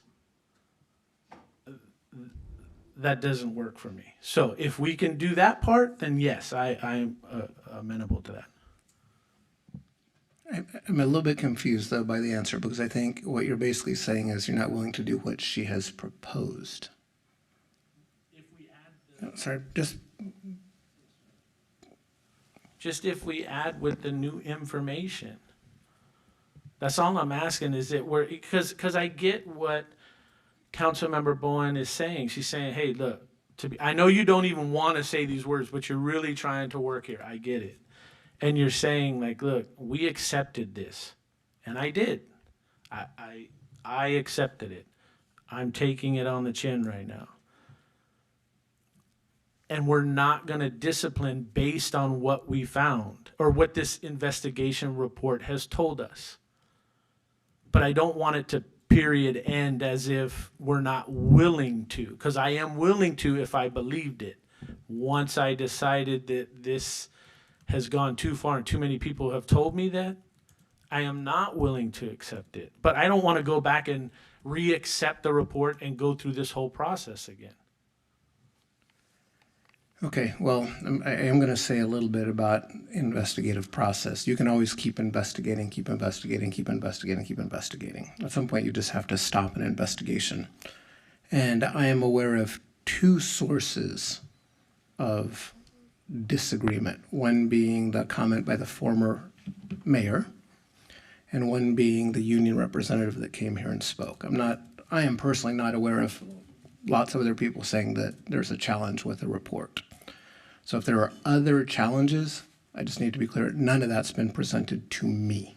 And this is what I did for a living, so I would expect that I understand how to balance all that information. It's important for the public to realize that the standard, I think it's written actually in the report, it's a preponderance standard.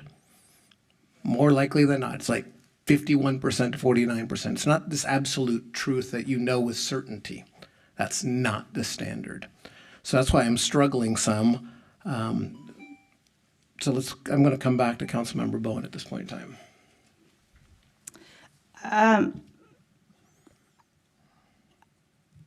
If we look at the resolution, the entire first page of the resolution outlines what occurred.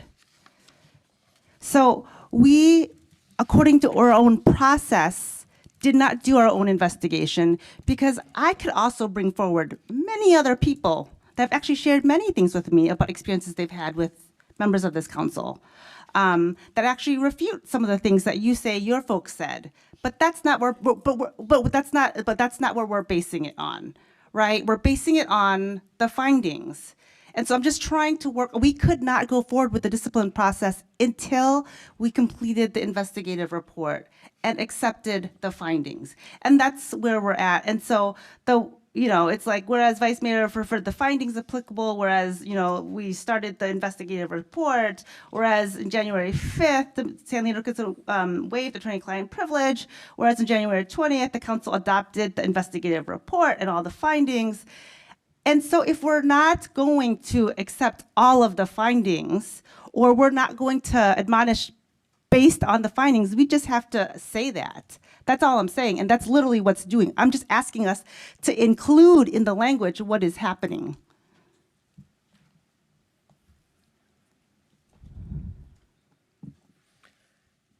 Okay, so at this point in time, we have a motion by Councilmember Bolt with a second from Councilmember Simon, and that is to adopt the resolution as it's written, with the exception of, on the top of page 2, under paragraph parenthesis C, close parenthesis, that paragraph would end with the words, "a female employee to treatment unbecoming of a council member," period.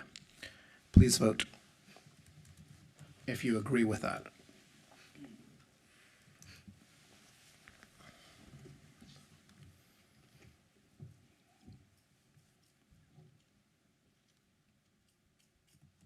All votes are in, and the motion fails with 3 no votes and 2 yes votes, with Councilmember Aguilar excluded. Councilmember Simon. Okay, so to try to help move this along, and I'm going to ask the question because, and we're going to need council approval to do this, is I do believe our city attorney can help us here. If we provide him direction right now to help us, we're stuck. As you see, we've had 2 motions back and forth. We're stuck. And you helped draft this language, and I do believe it's fitting. I do believe it's appropriate for the city manager to give us some input to try to help resolve this. And I would like to see if we can get council approval to have the city attorney allow us to provide his input with some language that could meet all sides.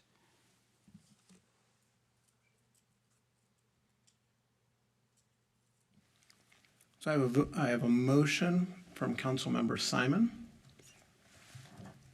A motion from Councilmember Simon that council direct city attorney to craft some language for us?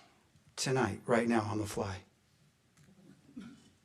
Just like we're doing. We're doing it as council members. Our city attorney, I'm asking that he could provide a few words to help us. I've seen it done before, so that's why I'm asking. Well, so that's the motion. Vice Mayor. Well, I'm not seconding the motion. Okay, is there a second for the motion? For lack of a second, the motion dies. Vice Mayor, back to you. Thank you. I would like to bring back to the table, which I would be amenable, would be Councilmember Bowen's suggestion that would include, I'm looking at the reso, that would include the Councilmember Bolt's edit on section C, on section 1, sub-bullet C, on the behavior and becoming of a council member, but also including the language that the council member Bowen included. I would be amenable to that as long as the resolution at a minimum reflects that the resolution does not include all the findings from the report. Okay, so there's a lot there, so I'm going to try to take it in pieces. As currently written on page 1, it says the City Council adopts the investigation report and all findings pertaining to Councilmember Aguilar in the investigative report. So that's currently what it says. I'm just reading the language, I think. Okay. Are you suggesting that instead of it saying that it says City Council finds as follows, because it's no longer the investigative report, it's our findings, and that it say A, B, and C, where C is the amended Councilmember Bolt suggestion? I'm looking at whether we should add a number where section 3 is, or hold on. That's section 2, that a new number 2, so everything 2 would become 3, 3 would become 4. That section 2 would be that the council did not include, or this resolution is not inclusive of all the findings of the report, period. Because that would reflect what actually is. Am I capturing it?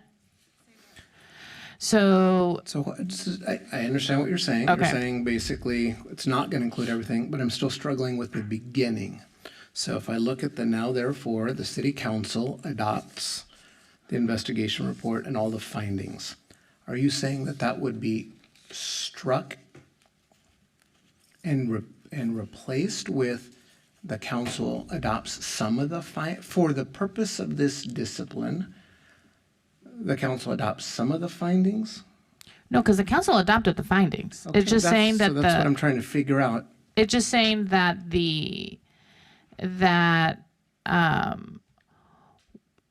what. Okay, I see where you're going with this now. So then it shouldn't live in section 2. Let me take a minute. That's fine. And come back, because I think I have it, but I need to look through it. And in the end, what I'm seeking to do is make a very clear distinction between what is in the investigative report. If we choose to be silent, that's fine, but there's what's in the investigative report, and there's a council action that has adopted the investigative report. Apart and separate from that is what council may choose to consider tonight. as it formulates discipline. So I will go to Councilmember Bowen. Yeah, I just want to clarify a few things. Again, this draft, we have, throughout the course of this conversation, discussion, spoken at length about both Councilmember Aguilar and Councilmember Simon. But this is specifically about Councilmember Aguilar. And so I had a follow-up question to Councilmember Bolt about what somebody who was not interviewed said she said or didn't say, that the person who was interviewed did say. But does that mean, are you suggesting that because of that, there's going to be a disregard of the findings of the investigative report that did find Councilmember Aguilar to have demonstrated differential treatment that is gender bias?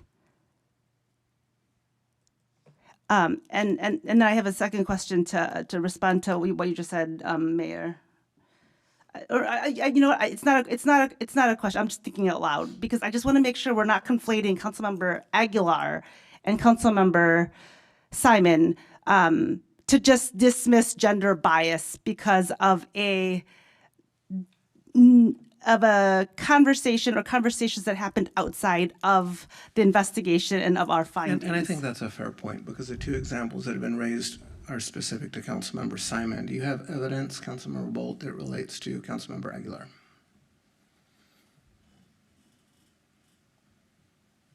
Oh, sorry, my apologies. I don't for Councilmember. Can you put your mic down, please? But I'm willing to. Can you adjust your mic, I'm please? willing to still sit in the position that I'm in. Once I hear a problem with a report, how can I knowingly move forward and just say, yeah, screw it? You know, I don't want to fight. I don't want to argue with people. It's how I feel. It is what it is. I can't accept things that I feel are not fair. And in this position right now, I feel like that report has had some problems. And so, again, it is what it is. It's how I feel. I'm not willing to argue or fight over it. It's where we're at. Back to you, Councilmember Bowen, please. Yes, and we are here tonight because we voted to, again, accept it and then accept the discipline, which is this resolution. And so I just want to clarify, Mayor, you said, or we can choose to stay silent, or we can choose to change, the findings. Or can we actually do that, City Attorney? Can you clarify? Because I'm confused then about what we actually adopted and why we adopted something and can change it in circumstance in this situation, just for the process. No, you can't change the findings of the report. You've adopted the findings of the report. Just to be clear, that report says what it says, and it's adopted by the council. What you're doing is, what are you relying upon for discipline? And I know where you're going with, okay, if there is an opportunity to say that we are going to discipline based on conduct, the report says what it says, and you've already adopted the findings report, but you're going to do something, you're going to discipline. That's what I think you're trying to say to Councilmember Bolt, is that okay, if that is the case, then we are not going to admonish or condemn based on that particular finding, but the finding still exists. I mean, that's essentially what I'm hearing.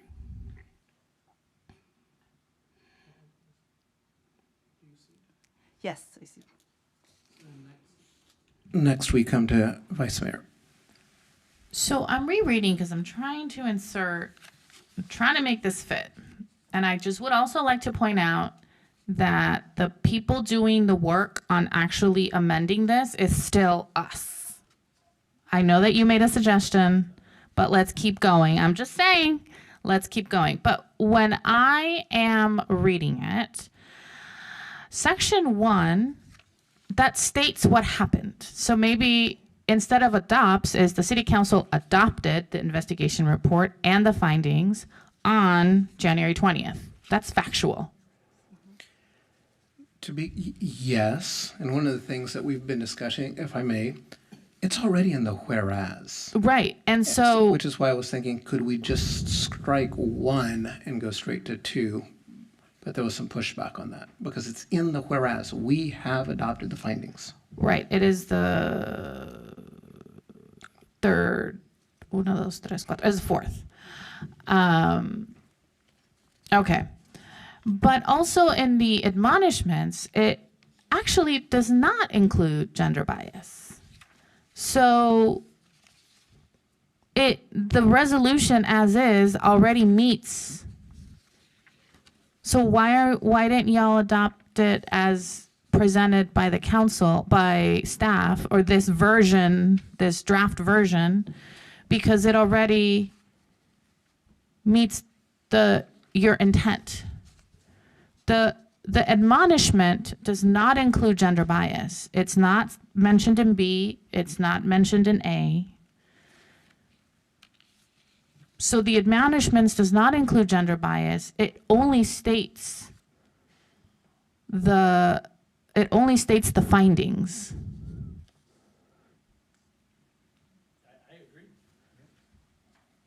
So leave the resolution as is. Okay, so let's do this because your mic's not on. I have no problem with you guys kind of doing a little bit of colloquy, but kind of get your mic on so that there's a record of what's being said. Thank you. 100%, I agree. That's what I'm saying. Oh, okay, so From the beginning, all I said is change that part of C. So it this has been clear. So this is, may I, Vice Mayor? Yes. I apologize, but I think I'm trying to see if we can get agreement, because if I'm understanding you correctly, you're saying if I look at paragraphs 2, 3, and their subpoints, they say nothing about the specific findings involved. And so you are fine with them, from what I perceive, paragraphs 2 and 3. And Councilmember Bolt is fine with them, from what I think I heard. He's fine with paragraphs 2 and 3. So the only thing that's on the table right now where there is any disagreement is paragraph 1. The irony of this, of course, is that paragraph 1 is covered in the whereas already. So we can say a therefore. I don't have a problem with 1. What's the subpoints? Some of the subpoints. But we did accept it. I know we did, and that's what it's saying. And I said this from the beginning. The only thing I want to change is the differential treatment reflecting gender bias. That's it. I don't want to change. It wasn't my suggestion to change the admonishments or any of that. But as long as we're saying that if we're going to add that, which Councilmember Bowen wants, I just suggest that we say, hey, look, based on this, we're changing our idea. So I would actually like to reclaim some of my time since it was Please proceed. taken. Thank you. I appreciate that. I have a question regarding any kind of responsibility or liability if the investigator comes back and says that's not my finding on the resolution. Does that expose us if we were to amend paragraph 1 section C? That is a finding. That's taken straight from the report. If we change that, because it says at the top of part 1, does that expose us to anything from Miss Cow? Yes. The issue, of course, is that is not what she found.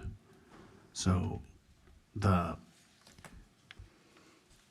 paragraph 1 is a restatement of the findings as it pertain to Councilmember Aguilar. That's from the investigation report. That's already been adopted by the council. Okay.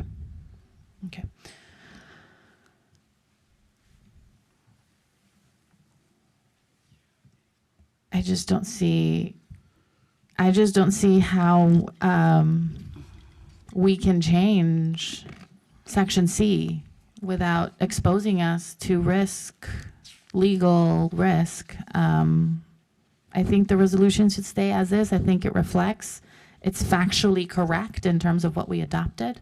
The admonishments does not include that, so if that's the concern, I think the resolution should stay as is, but.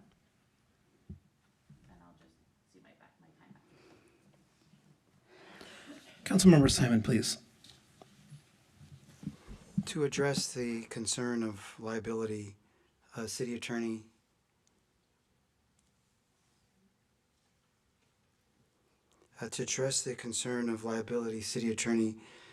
how about modifying that first sentence, keeping it as is, that first sentence of item number 1, and then putting a period, and then put, however, the council believes on this day, semicolon.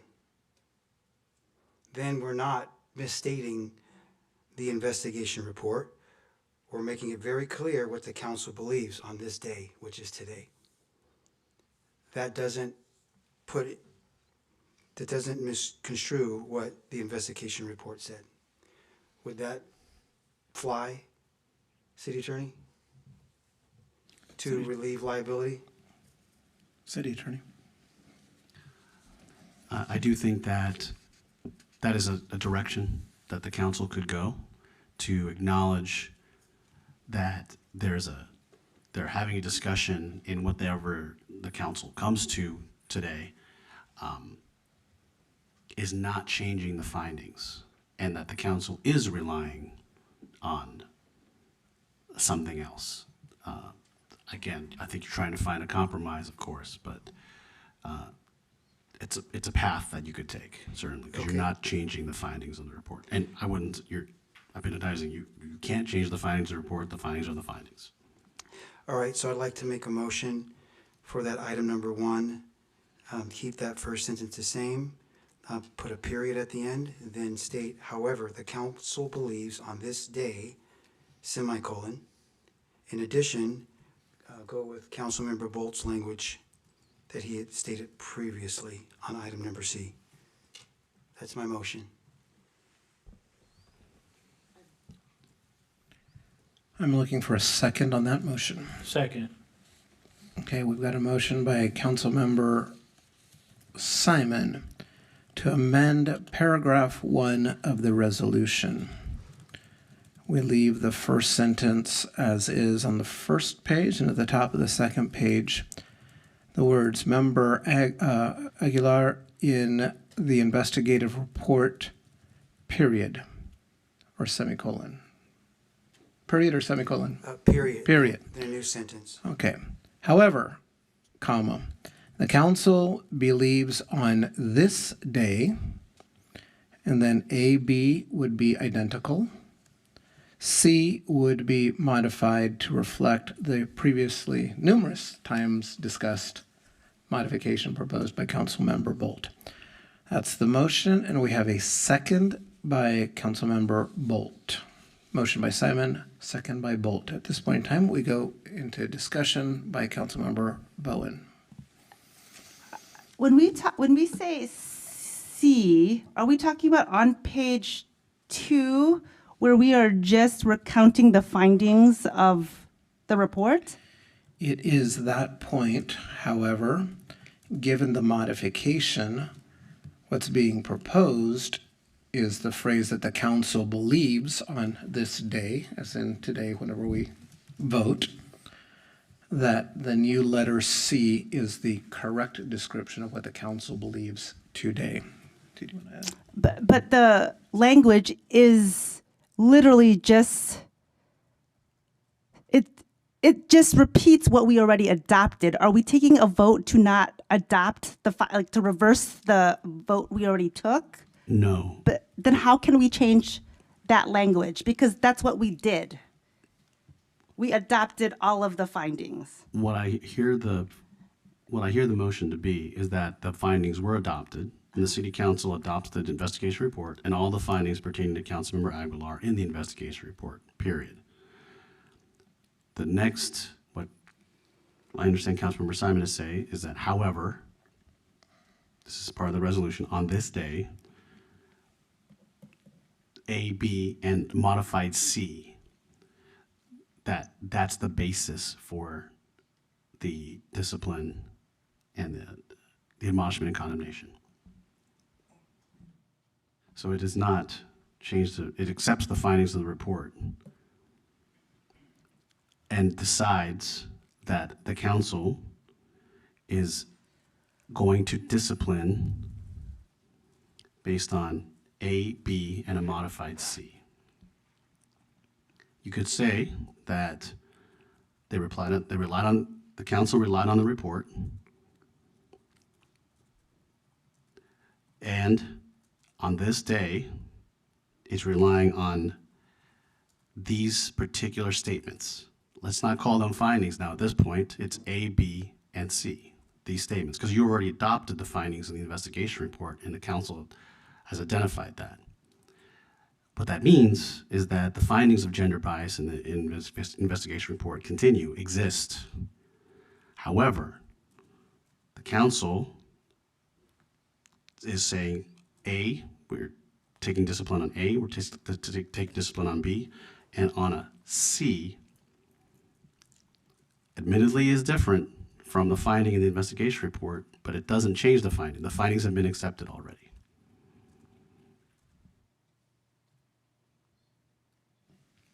Does that clarify?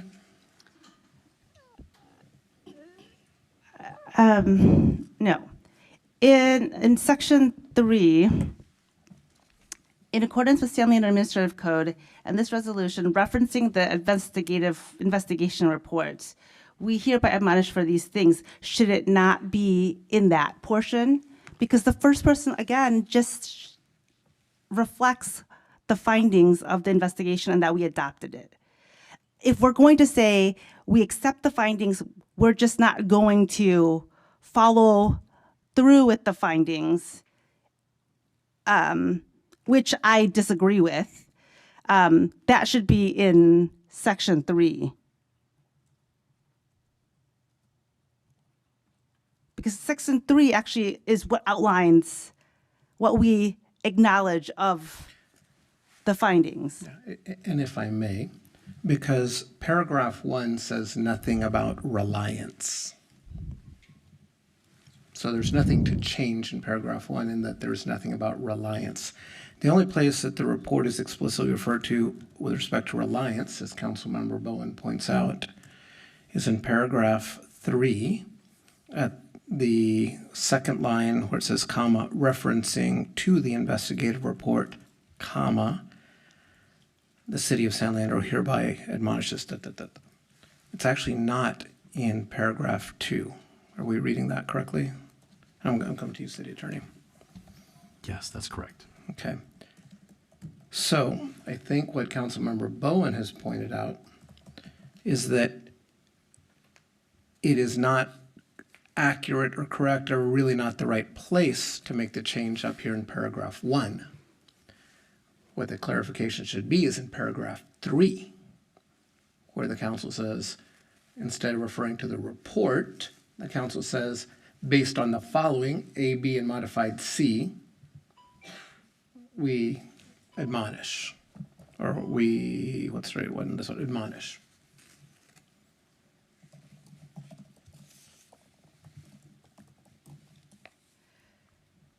Is that correct, Councilmember Bowen? Do you feel comfortable with that description? Yes, I think so. Thank you. I'm going to go to Vice Mayor, please. Okay, so I'm gonna resurrect the mayor's, I'm gonna hybrid the mayor's suggested edit. I do not believe that on this day that there was not gender bias. That's something I'm not going to concede. However, I think what we section 1 first line, the city council adopts the investigation report and all the findings pertaining to Councilmember Aguilar in the investigation report. I know that we would like to include, I would like to have the findings included, but the mayor did suggest eliminating A, B, and C, since the first part of the question, the first part of the sentence just states what we did, and the fourth whereas also references all the findings. It's not ideal, but it doesn't change the findings of the report, and it doesn't recharacterize them in a way that is more palatable to people. I think that the findings stand on their own and they should stay as is, and I do not feel comfortable changing them. So would that be something that you would be amenable, Councilmember Bowen? Ensure that we keep fidelity to the findings, and state that we adopted all the findings, both in section 1 of the resolution and in the fourth whereas, but not amend any of the finding language and just delete it, delete A, B, and C. It's not ideal, it's not what I would want, but at least it doesn't change the language of the findings to recharacterize gender bias as behavior unbecoming of a council member.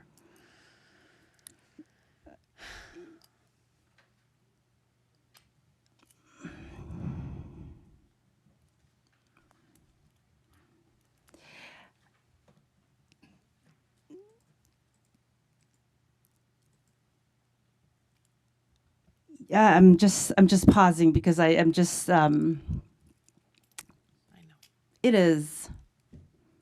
it really should not be this hard to acknowledge that something occurred. And I recognize that we can choose who to believe, and fundamentally the choice is to not believe what I experienced and how I've shared that I experienced it. And that's anybody's prerogative, but that's fundamentally what is happening. And of the other women and men that were interviewed, those accounts are not believed. And it is, I am glad that I at least tried to amplify why it is so important to speak up and to share so that it can stop. And it saddens me that we cannot even acknowledge, and that's all we're asking, that maybe it happened. And the reality is the impact could be harmless, but it still occurs. But the impact could also harm, and it still occurs. And everybody watching this and everybody that goes back and listens to this, it is, I think, a very unfortunate occurrence that it had to be this hard. And I'm gonna have a lot of conversations with a lot of people about why you still have to keep trying. I am willing to not name it, even though that is the important part of it. And I recognize that Councilmember Aguilar has not named it and may never name it.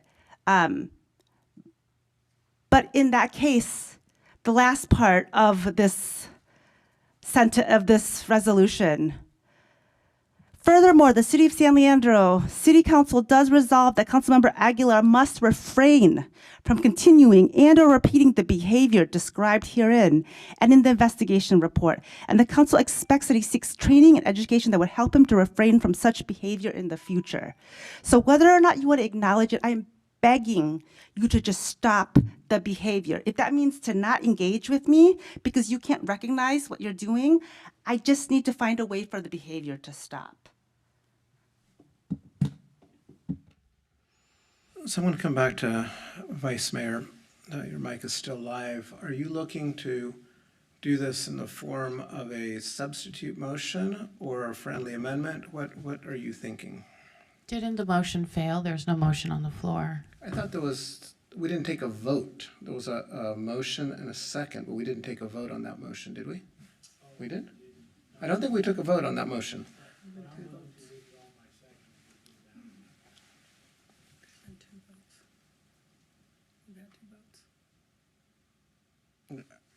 I'm not sure. We did not So- vote on the, as of this day. Correct, on Councilmember Simon's motion, we have not voted. You seconded, I think, his motion. I'd have to check my notes here.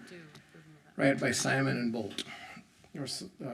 So, my question to the person with the floor, Vice Mayor, because we have a motion on the floor, you either need to work with the motion maker to amend the language, or you just go to a substitute motion. Doesn't matter to me. Or you can remain silent if you want to. I actually would like the maker of the motion to make this amended motion. I think that would speak to adopt the findings. I do not want to do a substitute motion. I think the original maker of the motion and the seconder should adopt what we just agreed to here as, yeah. Okay, Councilmember Bolt. I can remove my second in a procedural motion here, and I'm willing to do that. Okay, is there a different second for the original motion by Councilmember Simon? Okay, seeing none, the motion dies for lack of a second. At this point in time, what I will do is I will propose a motion. The motion is that we take the existing resolution as drafted with one exception. And that is that at the top of page 2, at the very top of page 2, first line, the sentence that ends in the words, Member Aguilar in the investigation report, that has a period placed right there. Everything thereafter is struck until we reach the existing paragraph 2, and then we continue in accordance with the San Leandro Administrative Code. So it's just eliminating the A, B, and C. That is my motion. Do I have a second? Councilmember Bolt? I second that. Okay, so we've got a motion by Gonzalez and a second by Bolt. Some discussion on this. Councilmember Simon. Just so I'm clear, can you repeat that one more time, please? Certainly. So we're going to take the resolution as drafted. We're going to turn to page 2. At the top of page 2, the last 6 or 5 words on the top of page, at the very top of page 2 read, Member Aguilar in the investigative report. We will put a period right there. A, B, and C subparagraphs are deleted, they're struck. And then we continue with 2, 3, etc. So that's the motion. Other discussion? Seeing none, please vote.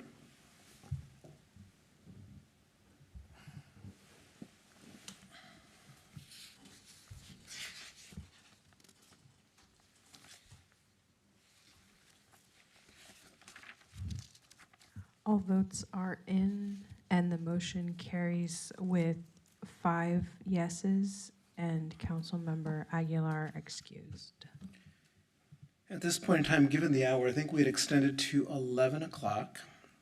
That was pretty intense. I'm going to recommend that we take 5 minutes, 7 minutes. I think we need a little bit of time to just decompress because that was a lot of brain power.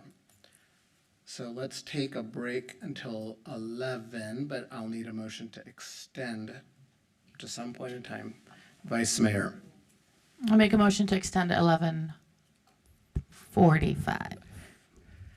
Okay. I really want to get this done tonight. We need to close this chapter.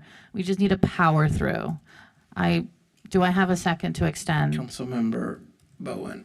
Yes, please Okay, let please- us finish. Please vote. Oh, yes, please. It's not debatable. Sorry, it's not debatable. So we have 11:45.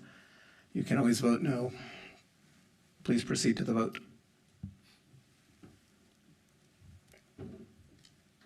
All votes are in, and the motion carries unanimously.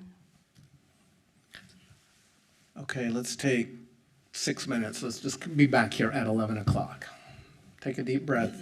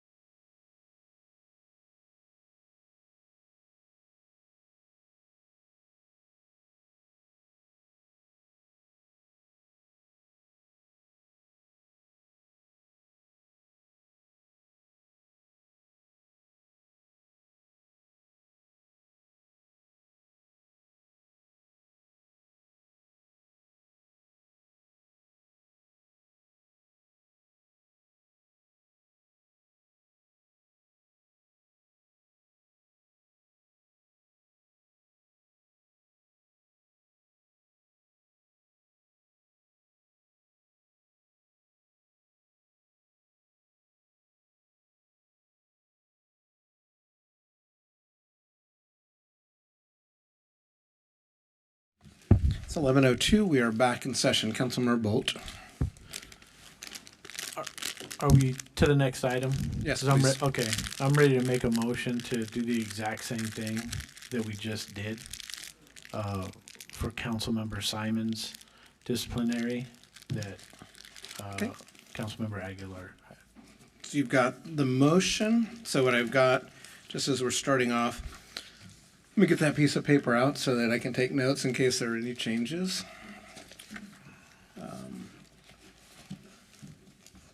Okay, so we've got on the floor a motion by Councilmember Bolt, turning to page 2 of the resolution,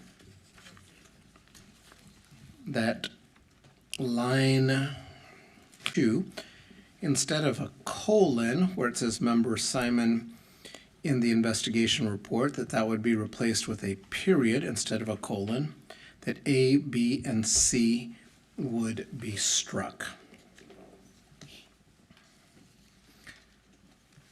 That's your motion. Correct. Do I have a second on that? Councilmember Aguilar?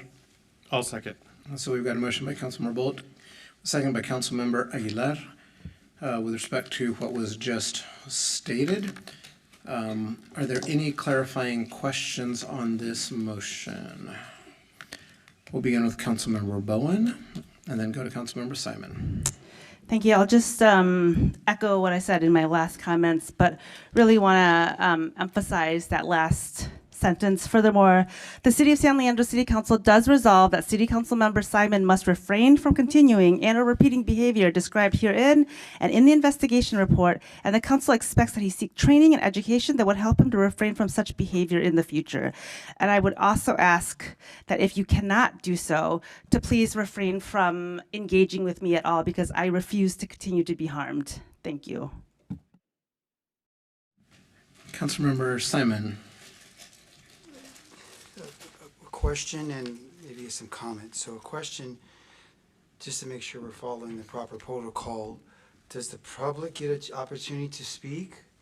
Right now we're on questions. Our process is typically we take questions, public comment, and then we do council discussion. Okay, we did a motion. I'm just asking because I thought we were going to fly through it and be done. So that's why. No, definitely there's going to be public comment no matter what. Okay. Next. Again, I will repeat, as I said before, I regret that Councilmember Bowen felt that I was biased. I do not feel any bias towards women. And I will strive to improve my communication so as to avoid hurt or bad feelings or any misinterpretation of my intent. And I do believe restorative justice mediation will help mend the gaps in empathy, trust, and respect between our council. And I would like to say, maybe this is a first start of us having an open dialogue to improve respect to each other.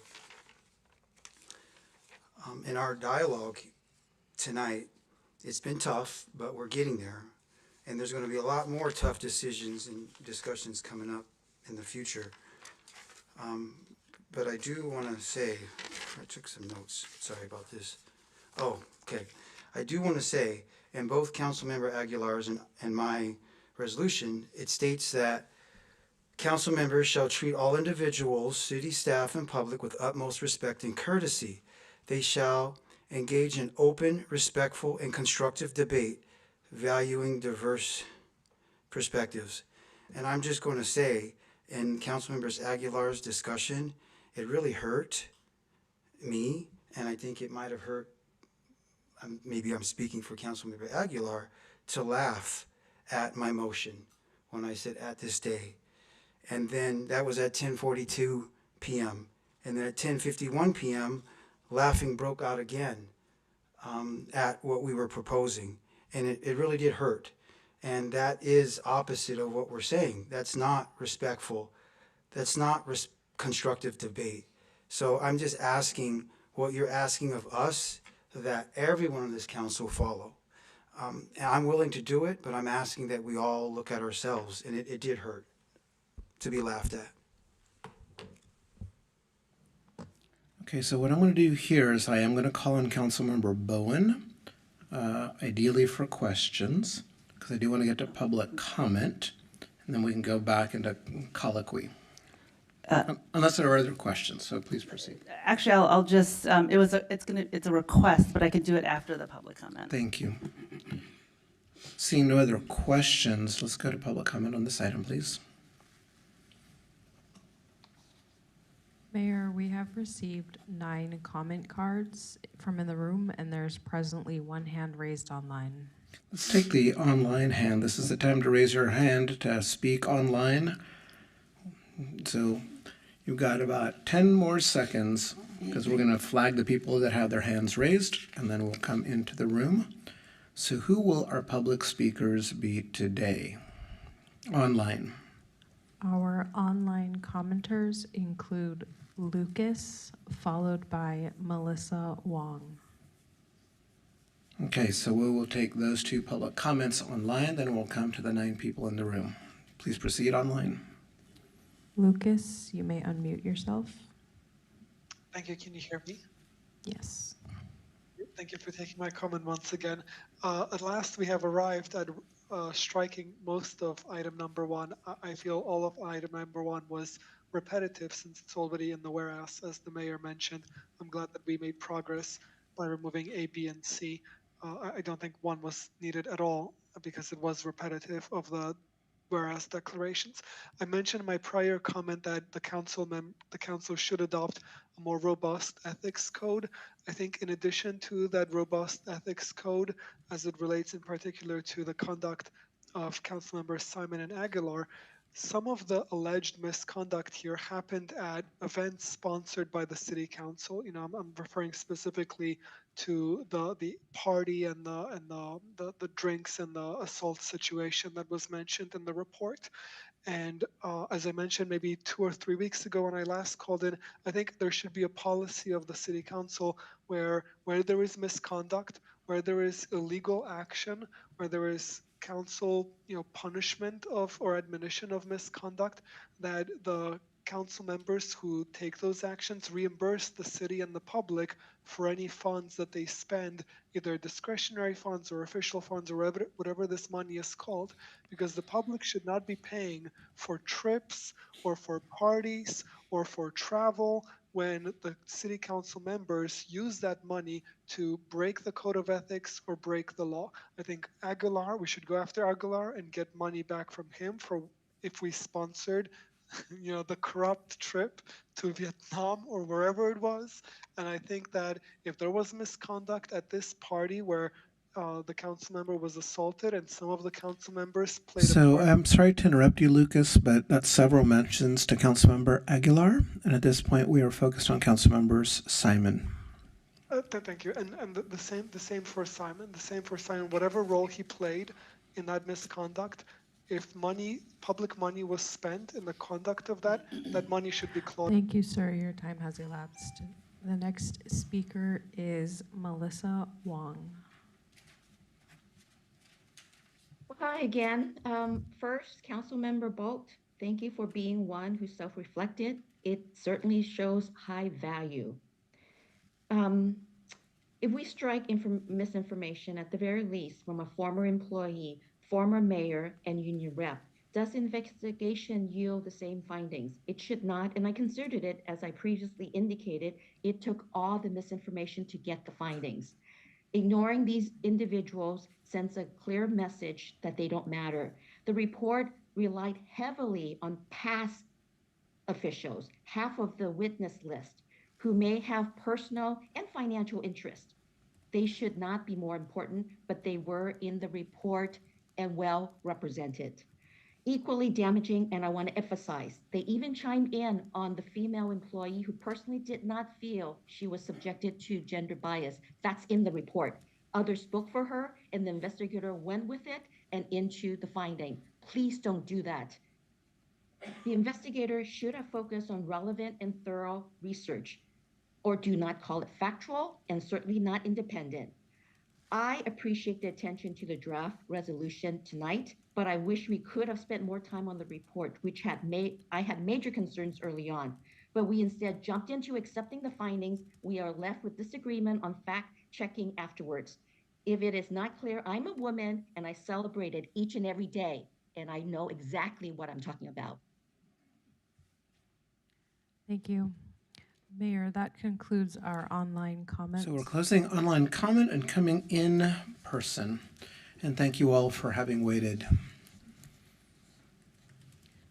The first three speakers are Nancy Rafaloff, David Anderson, and Sarah Bailey.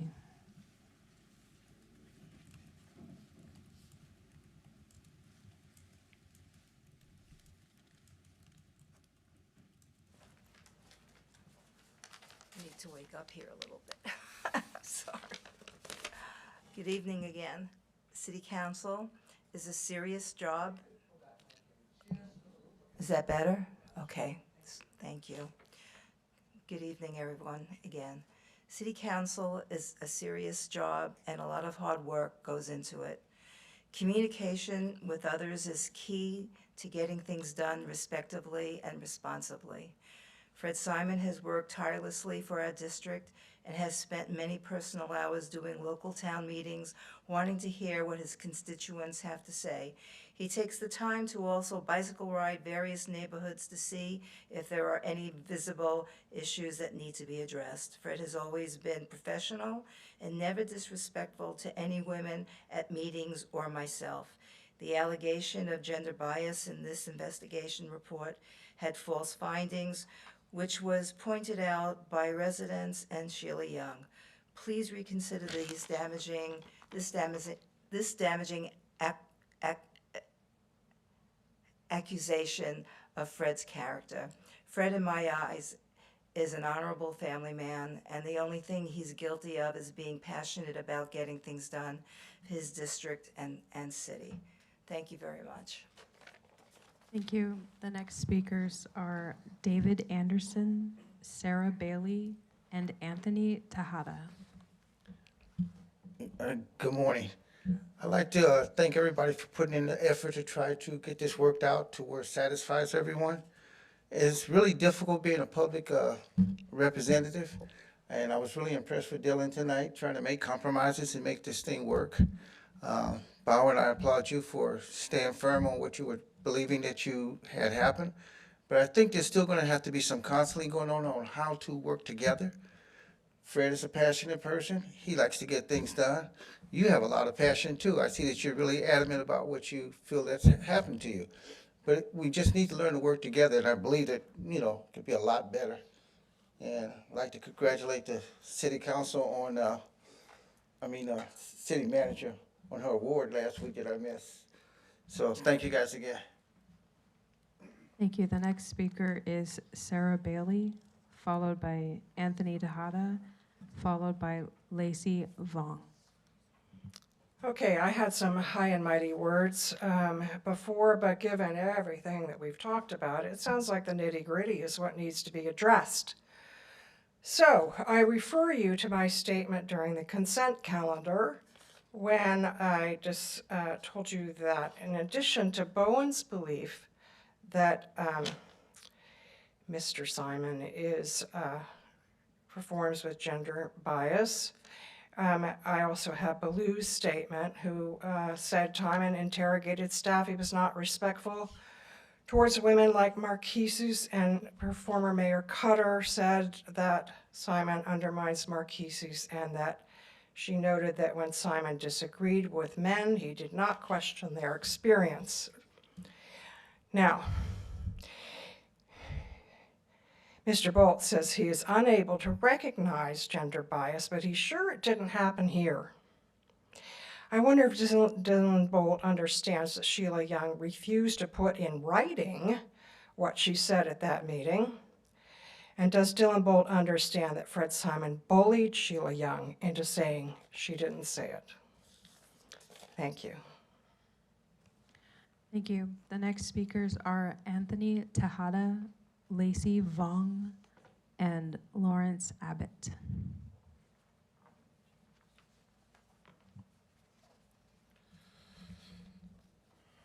All right, good evening. We're all still awake. So I just wanted to touch on Fred's character and what I know to be him as just a model citizen. When I look at the draft report in section 3, it talks about the characters of being open, respectful in discourse, collaborative, active listening. All of that speak to Fred and who he is. Every Saturday he hosts a District 4, or the first Saturday of the month, a District 4 coffee and catch up. It's an ideal time for him to meet his constituents and hear what's going on, what their take is. To Karen Silva, who spoke earlier, I would +1 her statement there on a communication specialist and or mediation being brought in. I think going forward, that needs to be something that's more of an explored concept. And again, with the code of ethics, the disciplinary steps, I think what tonight's process kind of showed is that there's really no optionality that's there. It's kind of this one pathway into an investigative report being conducted. So the city should really start to look at other avenues that could be explored versus going down that route and building in some optionality. To the whole Sheila Young thing, I think she went on record. She was in the San Leandro Times. If she had any issue with what was being said, she would have, I'm assuming, made an issue about her wording being misconstrued in a public setting. So I've got to believe her at her word in her exact statement that she said. I did not say that at all. It's in bold text, San Leandro Times from February 5th. And again, timing of this, the investigative report, I think it was just accepted without necessarily going through a full due diligence cycle. So lessons learned in the future. I'm glad that we got to section 1, A through C being eliminated. Again, it's just repetitive to what's already there in the whereas section. Thank you. The next speakers are Lacey Vong, Lawrence Abbott, and Tondalejo Smith.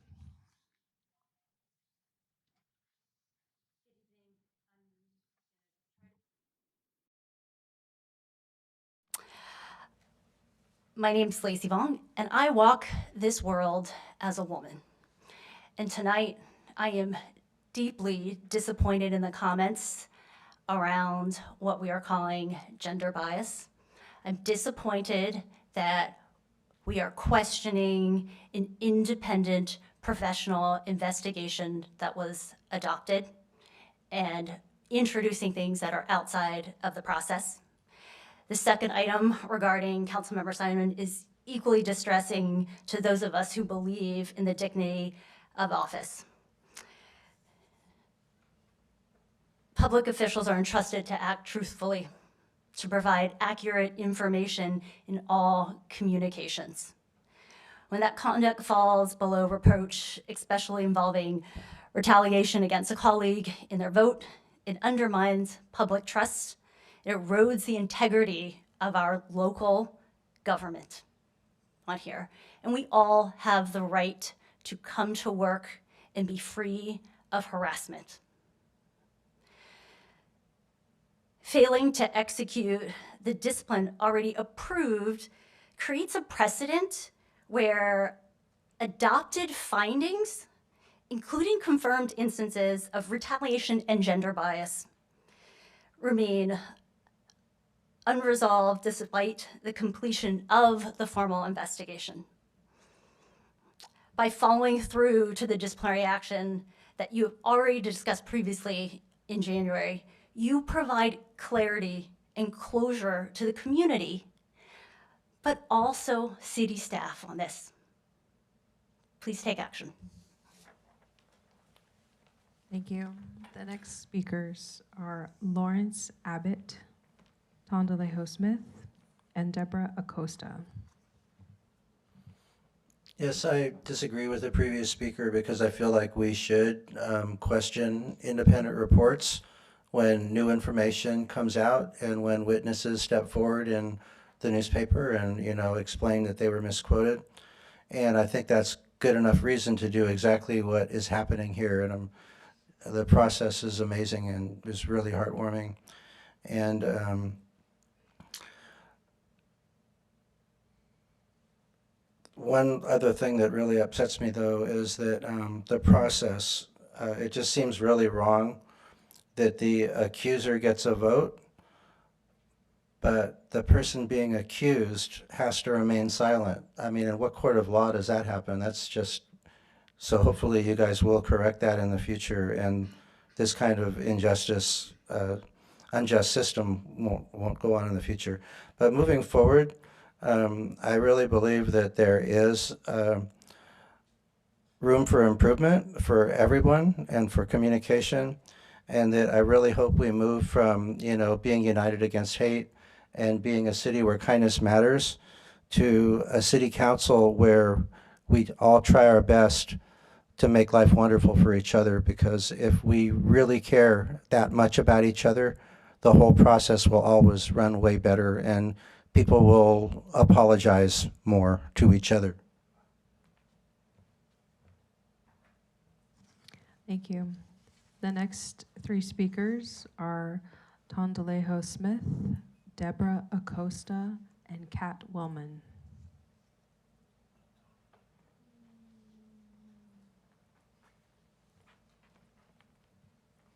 Not seeing Tom, I guess Deborah Acosta will step to the dais. Two things can be true at the same time. A council member can feel wronged. He can disagree with the findings. And he can have supporters who believe he has been treated unfairly, and we've heard many of those tonight.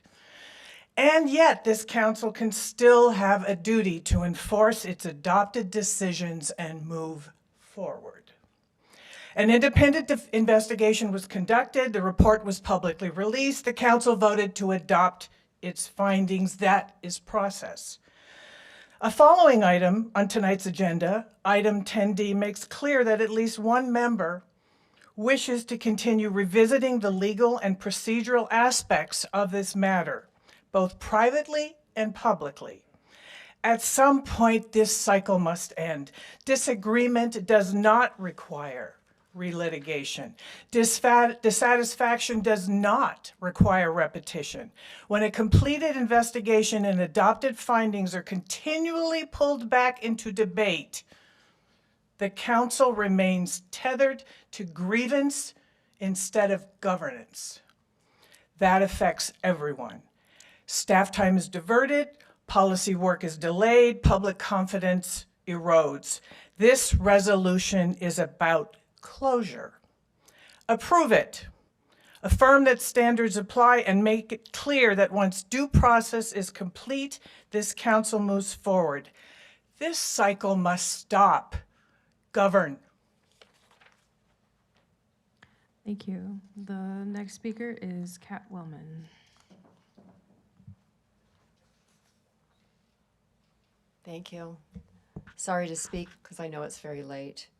One of the most important things that I think was said was by Councilmember Bowen when she said, if you don't walk this world as a woman, you may not understand it or know it.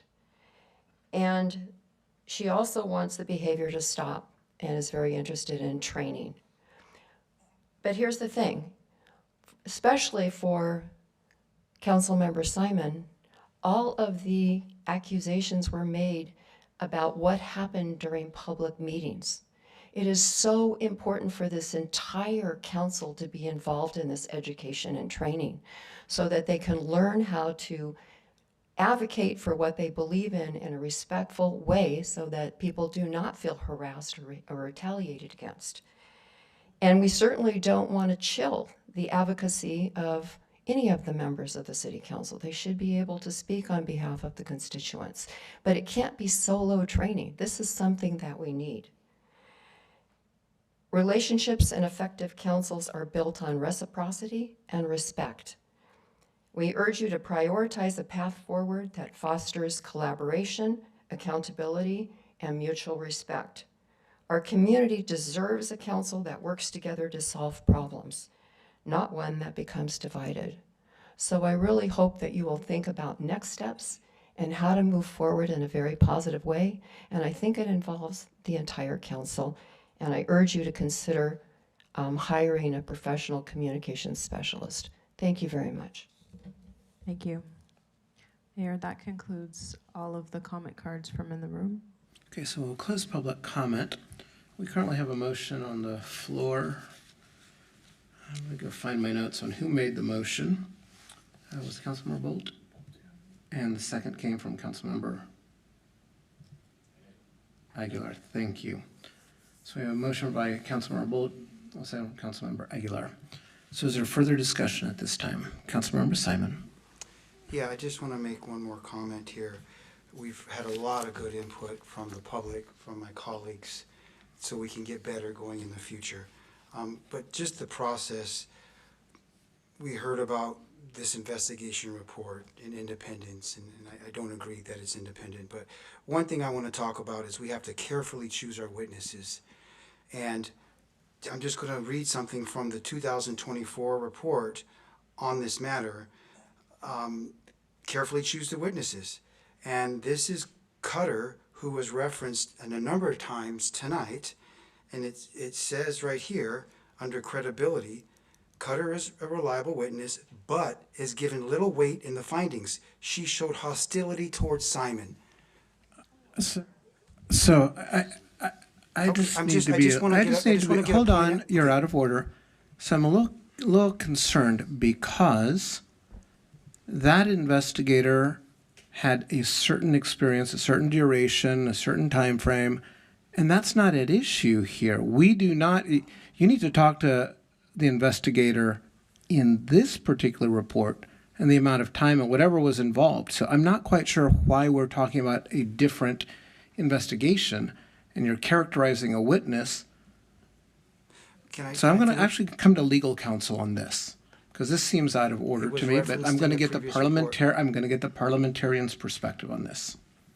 So first of all, I just want to be clear that the selection of witnesses is completely up to the investigator. And I don't want there to be any suggestion, because there isn't, and it's not true, that there was any selection by the counsel who commissioned the investigation, who the witnesses should be. The investigator chooses who the witnesses are and determines the relevance of the investigator, the relevance of the witnesses' statements. Okay. My question is what we have agendized before us is a resolution with respect to discipline based on the report that was issued in October of 2025. The council member is addressing a report of different allegations involving a different complainant that's not the reported issue. So I'm just asking, is that appropriate given our agendized item? If it is, we can proceed, but I just want to make sure. No, it's got to be, it should be on this particular report and this resolution that's before the council. All right, I'll wrap it up. Just to clarify, that 2024 report is referenced in this current report. It is referenced in the very beginning. So I'll let the rest of it go, but I have concerns about witnesses. That's all my comments. I believe, but I will look while this continues, I believe that she said that she did not rely on that report. So the fact that it's referenced, I'm not quite sure what the relevance of that is to our discussion here. I'm going to go to Councilmember Bowen.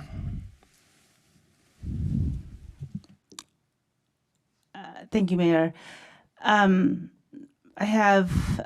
appreciate that at certain points of the discourse tonight, whether it was the last item or this item, I think I heard Councilmember Simon acknowledge that some actions were taken that could have caused harm. I would ask, in an effort to be able to really pass this resolution with any meat, there has to be, to me, and something that's incredibly important, a certain level of honesty.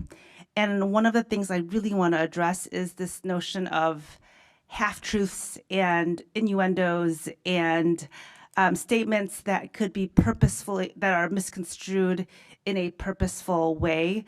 I believe that Councilmember Simon can, and I want to make sure I can stick to this. If I can, and let me know if I need to stop. But again, many of these things happened in public, and many of us have tried to acknowledge, and I have emails and text messages and plenty of information that I can share to refute many of the things that Councilmember Simon has said. So if tonight he truly means what he says, that he wants to work towards resolution to move forward, if he could refrain from continuing to disparage or share things that are untrue, if it would be better to just not share anything at all. I also do want to acknowledge that if there are efforts to relitigate, whether it's in comments that have to be taken off the table, that as somebody that has been going through this for the last year is a difficult thing to have to hear, because it asserts that what I experience and what I say to be true is not true. And I just would ask for Councilmember Simon to stop doing that.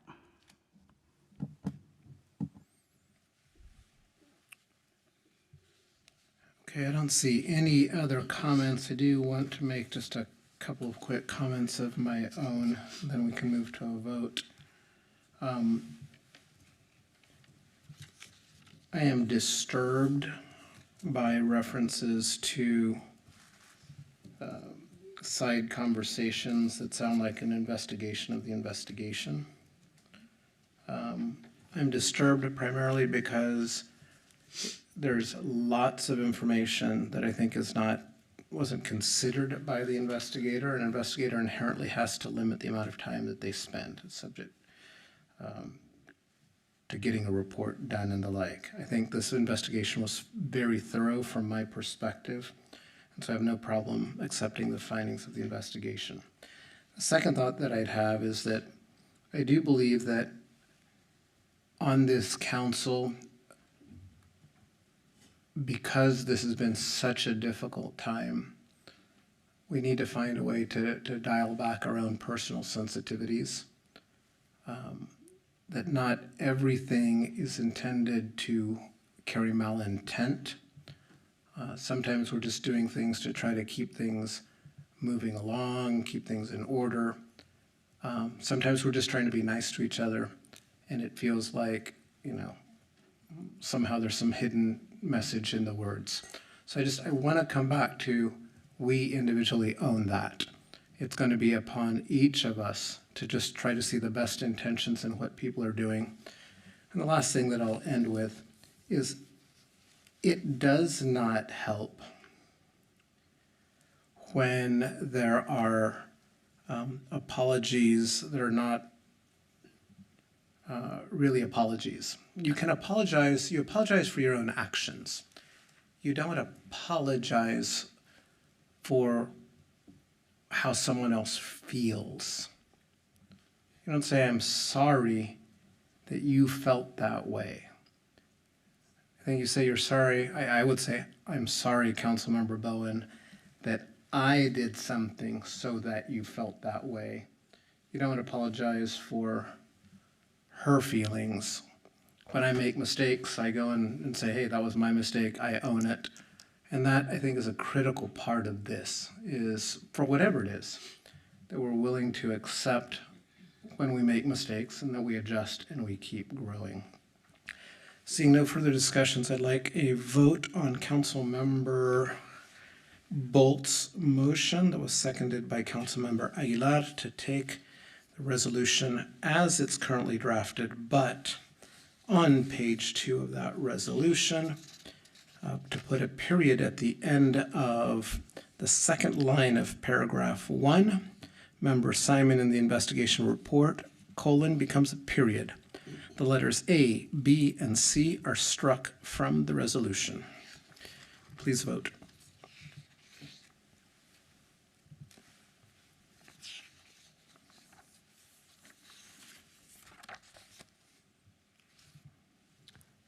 All votes are in.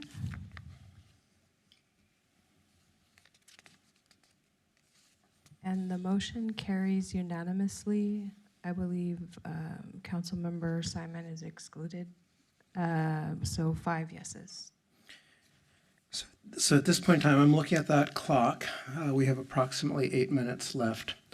I'm not sure there's a willingness on the council to extend, but here's my proposition. Let's see if we can build consensus. I believe that that 10D will be a quick one insofar as we have existing legal advice. And so the question on the table for 10D is yes, no, do we accept existing legal advice? So I think that can quickly go to a vote. I'm assuming we won't have a lot of comment. I do believe that 10C will take a while. But council, are you willing to take 10D first? Is there any opposition to that? Okay, Councilmember Simon. 10D, if I can, I will remove that request if I'm able to do that. I'm sorry, 10D. So I'm saying I'd like to address 10D. So when you say you move it, you say we're gonna take it now? You're trying to remove it? I'm saying, I don't know the term for eliminate. You're withdrawing your request. Yes, withdrawing it, yes. And it's just done. We're not going to ever talk about this again? Yes. Okay. So then we will strike item 10D from the agenda as having been withdrawn by Councilmember Simon.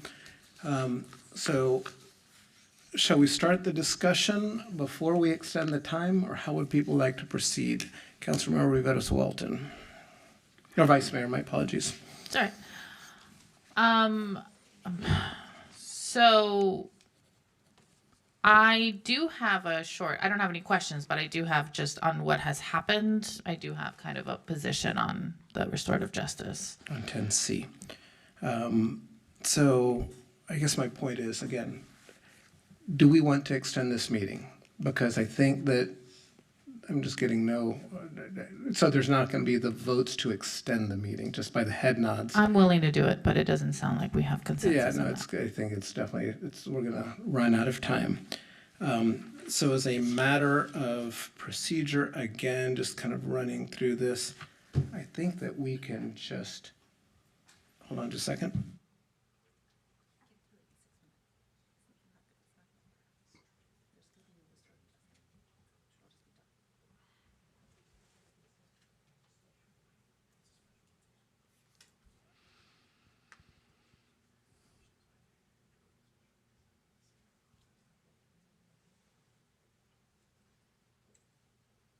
So part of what we're trying to do is figure out what this does for our agendas that come next, to just not have any kind of confusion or misrepresentation about how things will be handled given our other obligations.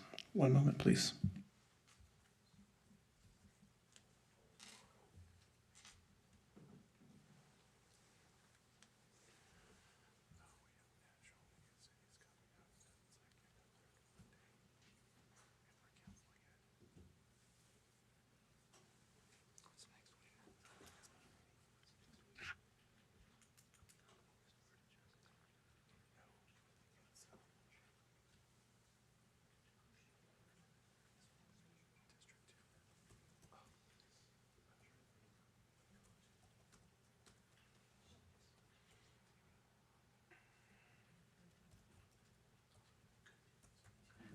So again, just so you guys understand a little bit of what the chit chat is up here, we're working through. We have procedures for how we handle regular meetings as opposed to special meetings. This is an agendized item at a regular meeting. So just a moment, please.